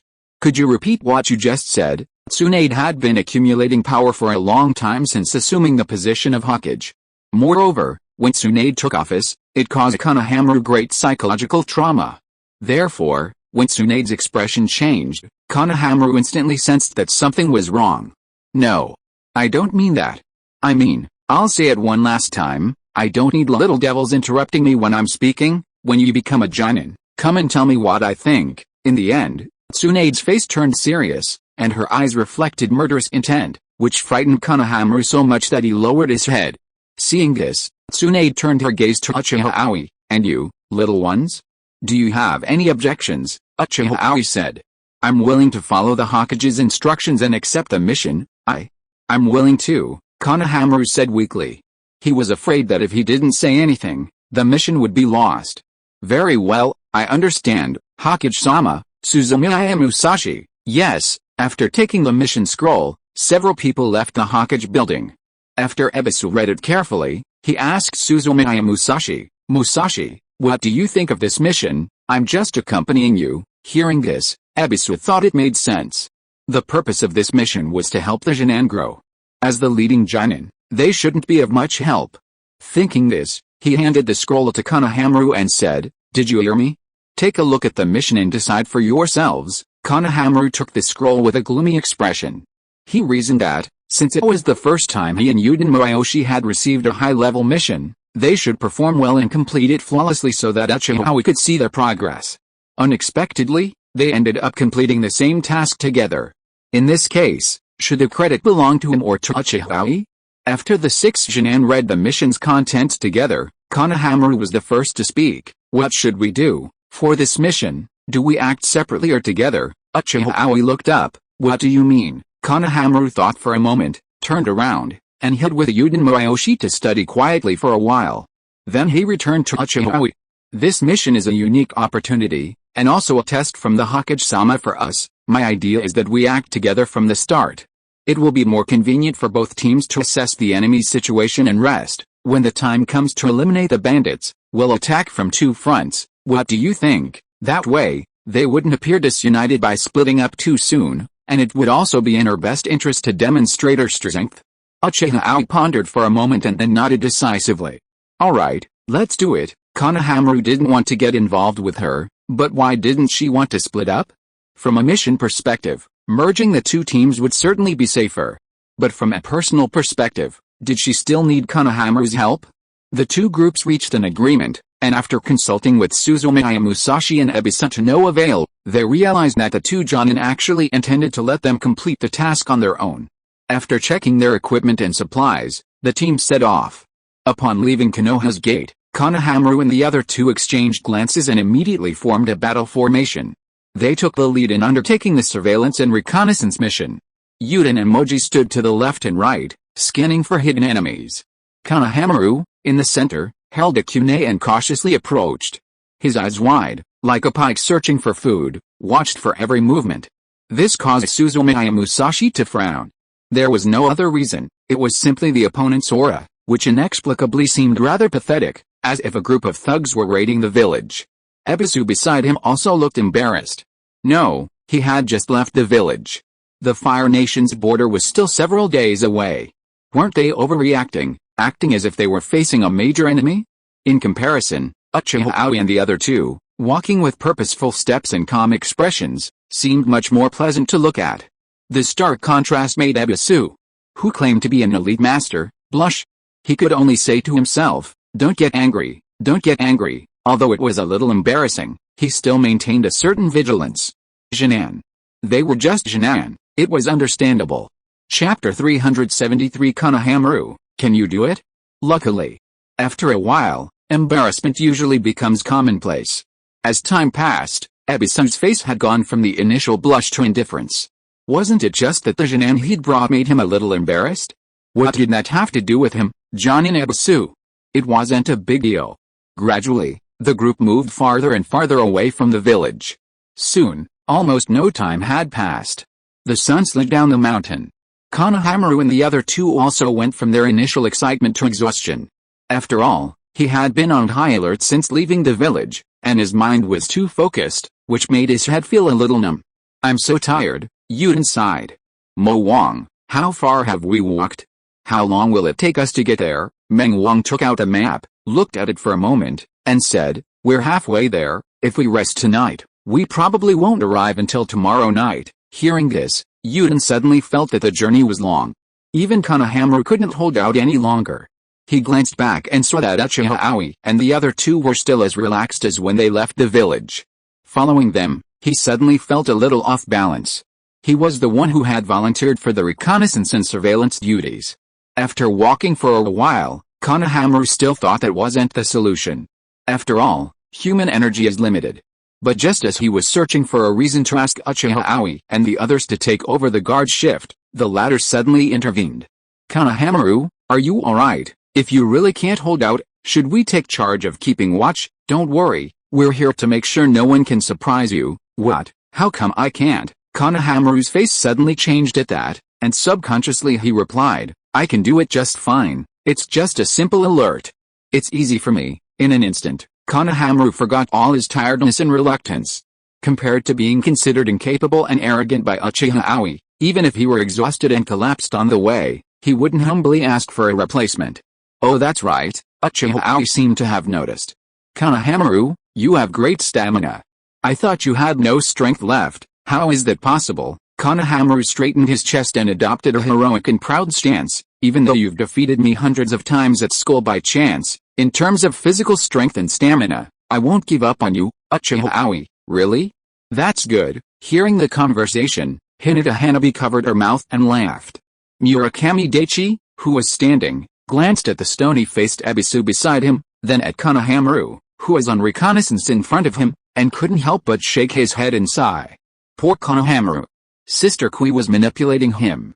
Despite his intelligence, he knew perfectly well that the arrogant Uchiha Aoi had told Konohamaru so many things to encourage him to continue the surveillance. The goal was to get revenge for the other party's bad attitude that morning.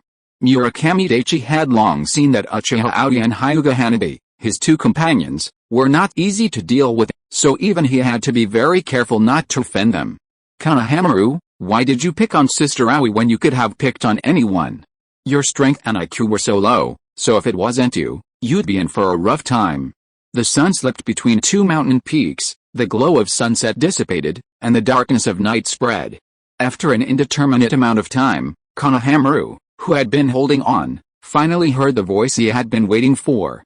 "Let's stop and rest." Uchiha Aoi stopped the group as they passed through bushes and grass. "It's not that I feel sorry for Konohamaru, but it's getting late, and the moonlight isn't bright enough, so it's not worth continuing the journey." Konohamaru let out a long sigh of relief and sat down on the ground. This time, he didn't even dare ask if he should keep walking for a while, but simply agreed to Uchiha Aoi's suggestion. Yuden and Moji were also very tired, but compared to Konohamaru, they were doing better. By the second half of the alert, they had already begun to relax. After all, with two veteran ninjas here, the danger was considerably reduced, and it was good to take a break. At night, our two groups will take turns on watch, Uchiha Aoi, as team leader, commented to Konohamaru. Watch was more important than daytime reconnaissance, and she had no intention of further tormenting the other group. "Let's set up camp and eat now. There should be less than 8 hours left until tomorrow. We'll keep watch for the first 4 hours of the night, and you two for the second half hour. What do you think?" I have no objection, Konohamaru agreed, naturally. He couldn't stand watch for the first half of the night. He just wanted to eat and get a good night's sleep. Without any instructions from Suzumiya Musashi and Ebisu, the six of them took out their tools and began setting up their tents. Hinata Hanabi had originally planned to set up Suzumiya Musashi's and Ebisu's tents together, but Suzumiya Musashi refused. Don't worry about us, just pretend we're not here. After setting up the tent, Murakami Daichi planned to take a walk around the area to look for prey and get something to eat, but Uchiha refused. It's only a few days, be patient and eat some dried food, don't add unnecessary complications. Murakami Daichi had no choice but to abandon the plan. They took out the dried food they had brought that morning, warmed it with water, and ate it with pickled vegetables. As for Konohamaru, this guy was too lazy to even eat his dried food. He swallowed several ration pills in a row, and his face turned purple from choking.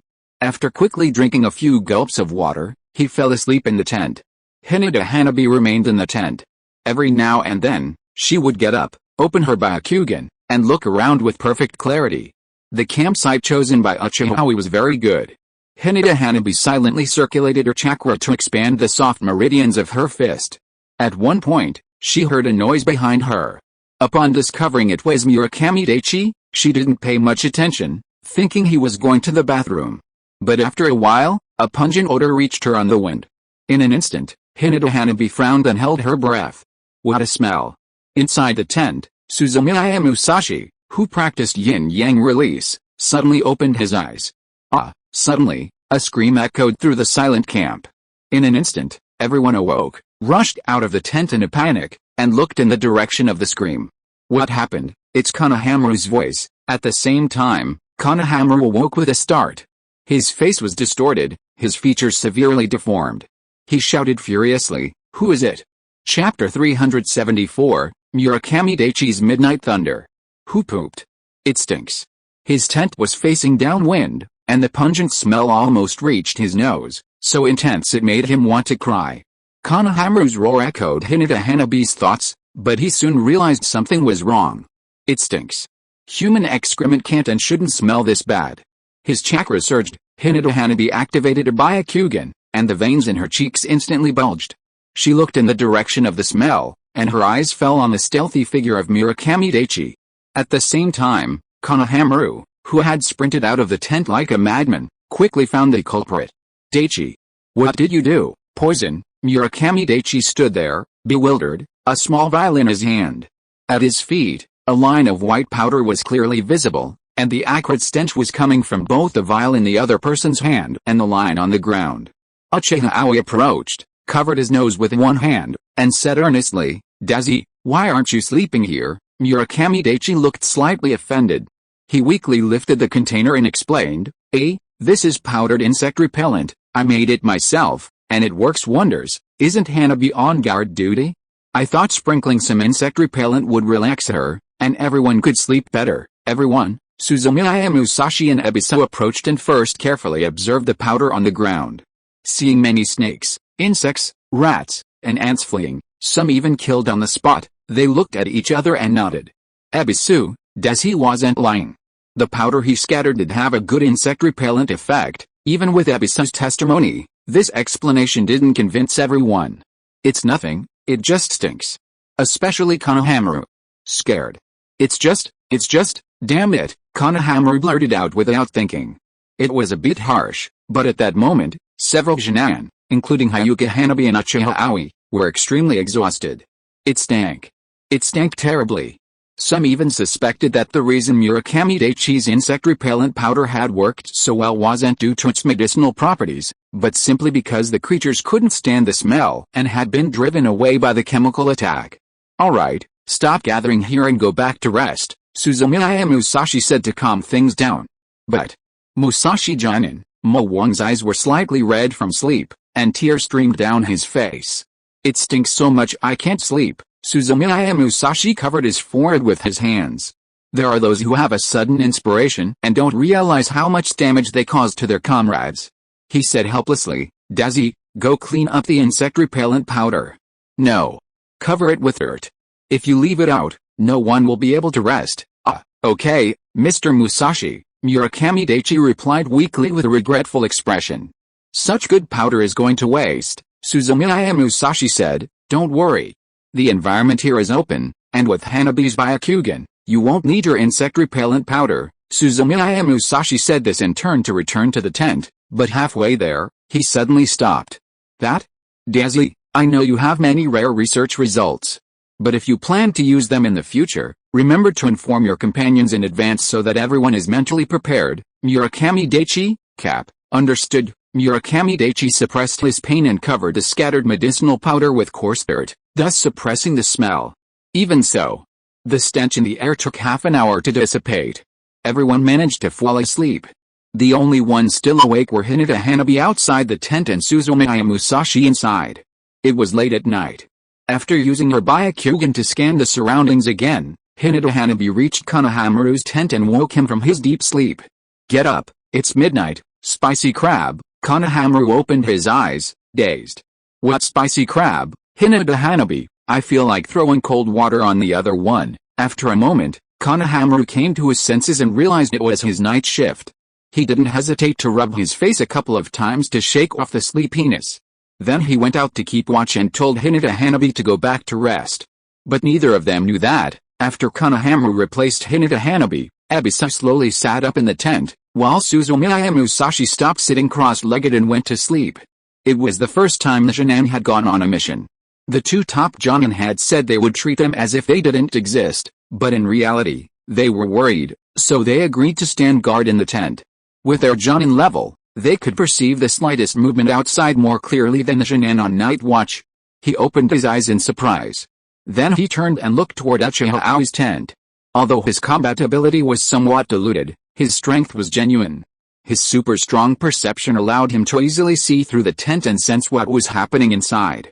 Uchiha Aoi stood up. The strange thing was that after the others stood up, he didn't leave the tent, but instead sat cross-legged silently inside, just like him. Ebisu's confusion lasted only a few seconds, and then his face suddenly showed great approval. The other group was actually just like him and Suzumiya Musashi, silently keeping watch over the shop.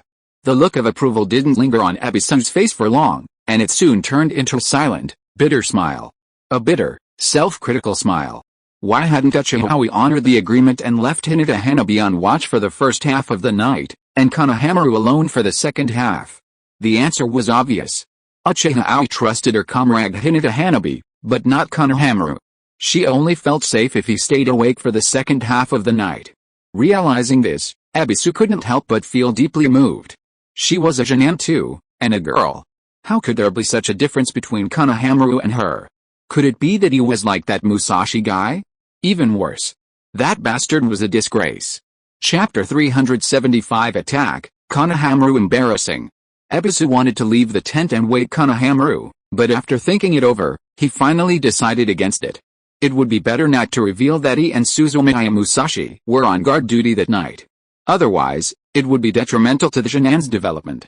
It was fine that Konohamaru was embarrassed, but the other Jonin still needed to improve. Forget it, I'll come back and give him a good beating. Well, what kind of method should I use? Time passed slowly as Ebisu pondered how to deal with Konohamaru. Night was growing dark. The moon was also hovering over the horizon. When it's still dark and a sliver of gray light barely covers the stars, it means the night has come to an end. Even Ebisu felt a little tired at that point. Not even an ant was near the tent, and he was fast asleep. Just as Ebisu was wondering if he could take a nap, he suddenly fixed his gaze on Konohamaru. In the twilight of the night, a dark shadow crept stealthily through the bushes. Its dark gray hair blended almost into the undergrowth under cover of darkness. Its limbs swayed from side to side, the thick fur beneath its paw pads rustling the grass with a barely audible sound. A glint in its eyes, a hint of bloodlust, allowed it to observe the sleeping Konohamaru, its fangs bared. It was a brown bear. This creeping monster was nearly 8 feet long, and its height was almost that of a person. In comparison, Konohamaru had only one leg. Of course, you could also enjoy a full meal. Ebisu's pajamas vanished instantly. Silently, he opened his lid in the tent and surreptitiously watched the approaching brown bear. He drew a kunai in his right hand and gripped it stealthily. He held his breath, hesitating to act, when suddenly he glanced toward Uchiha Aoi's tent. Then he decided to wait. The approaching grizzly bear had no idea that two humans had attacked him, and the roles of hunter and prey had been silently reversed. He could only roughly judge the quality of his prey based on the simplicity of the tent and the scent of humans. The tents in this human encampment weren't large, and as a precaution, there weren't many signs of fire or food, which showed that the humans were more cautious this time in such an environment and that their strength couldn't be excessive. The movements of his limbs seemed to be in slow motion, gradually approaching Konohamaru. When he was more than 10 meters away, the grizzly bear suddenly realized that the feel of the grass under his paws was a little strange, and the texture seemed too soft. He rubbed his paws gently against the ground, but discovered that it wasn't grass, but a layer of fresh soil covering it. He gently scratched it with his paws and then brought them to the tip of his snout. A second later. Yes. The food he had eaten the day before had already been digested, and the grizzly bear vomited violently, almost vomiting stomach acid. Damn humans. What's bear there that stinks? Is it shit? If it's human feces, why not stop hunting and eating this time? Then the grizzly bear discovered that what was under his feet wasn't feces, but white powder. It must be an abhorrent method used by human beings. A hint of human resentment flashed in the grizzly bear's eyes, and then he became even more ferocious and gradually approached the sleeping Konohamaru. 10 meters, 9 meters, 8 meters, 5 meters. At that distance, with his size and strength, he could catch his prey in a single leap. Then, the grizzly bear opened its mouth wide, revealing its sharp fangs and emitting fishy breath. With the force beneath its feet, the grass cracked, warped, and shattered instantly. The powerful reverse thrust sent the grizzly's body flying, creating a gust of wind and hurtling toward Konohamaru. At the same time, a black light flashed in the corner of his eye, as if something had been flung out of a tent. Was this a thought that crossed the grizzly's mind? The next instant, a strong sense of danger made him realize he wasn't blinded. Dangerous. Swoosh. A black light shot through the air, and the grizzly could barely see what it was until it flew in front of him. A paper-wrapped kunai. Panicked, the grizzly covered his eyes with his powerful forearms. The next instant, he felt a sharp pain in his right palm, and the powerful force of the black light pierced his fur. Before he could breathe a sigh of relief, with a muffled sound, the white mist instantly blocked his vision. Clang. In the silent space, the sound of a sharp sword being drawn was sharp and piercing. With a breaking wind rapidly approaching, the brown bear sensed that something was wrong. Roar. He unleashed a roar that tore through the sky, trying to scare off the invading humans. At the same time, he slammed his palms together forcefully. He had decided that if this attack could wound or even kill the enemy, he would continue hunting. If the enemy could easily dodge it, he would run as far away as possible. Waking the rest of the humans would put him in danger. It was a good idea. But the idea failed. The two palms, charged with great power, reached nothing. As they attacked, the central gate opened, and a slender figure appeared before him. Compared to his own size, the human before him was even smaller than the prey at that moment. But this tiny human possessed a speed that shocked him. He twisted his body with agility in the air to dodge the attack and, at the same time, swung his right hand, the sword he held flashing past his eyes. His neck felt a little cold and numb. The next instant, the already dark sky turned completely black. Plop! He had been holding the sword in his hand and looked around, and soon saw the scene before him. A huge brown bear, its body torn to pieces. Uchiha Aoi, his lifelong enemy, stood before him with a grim expression.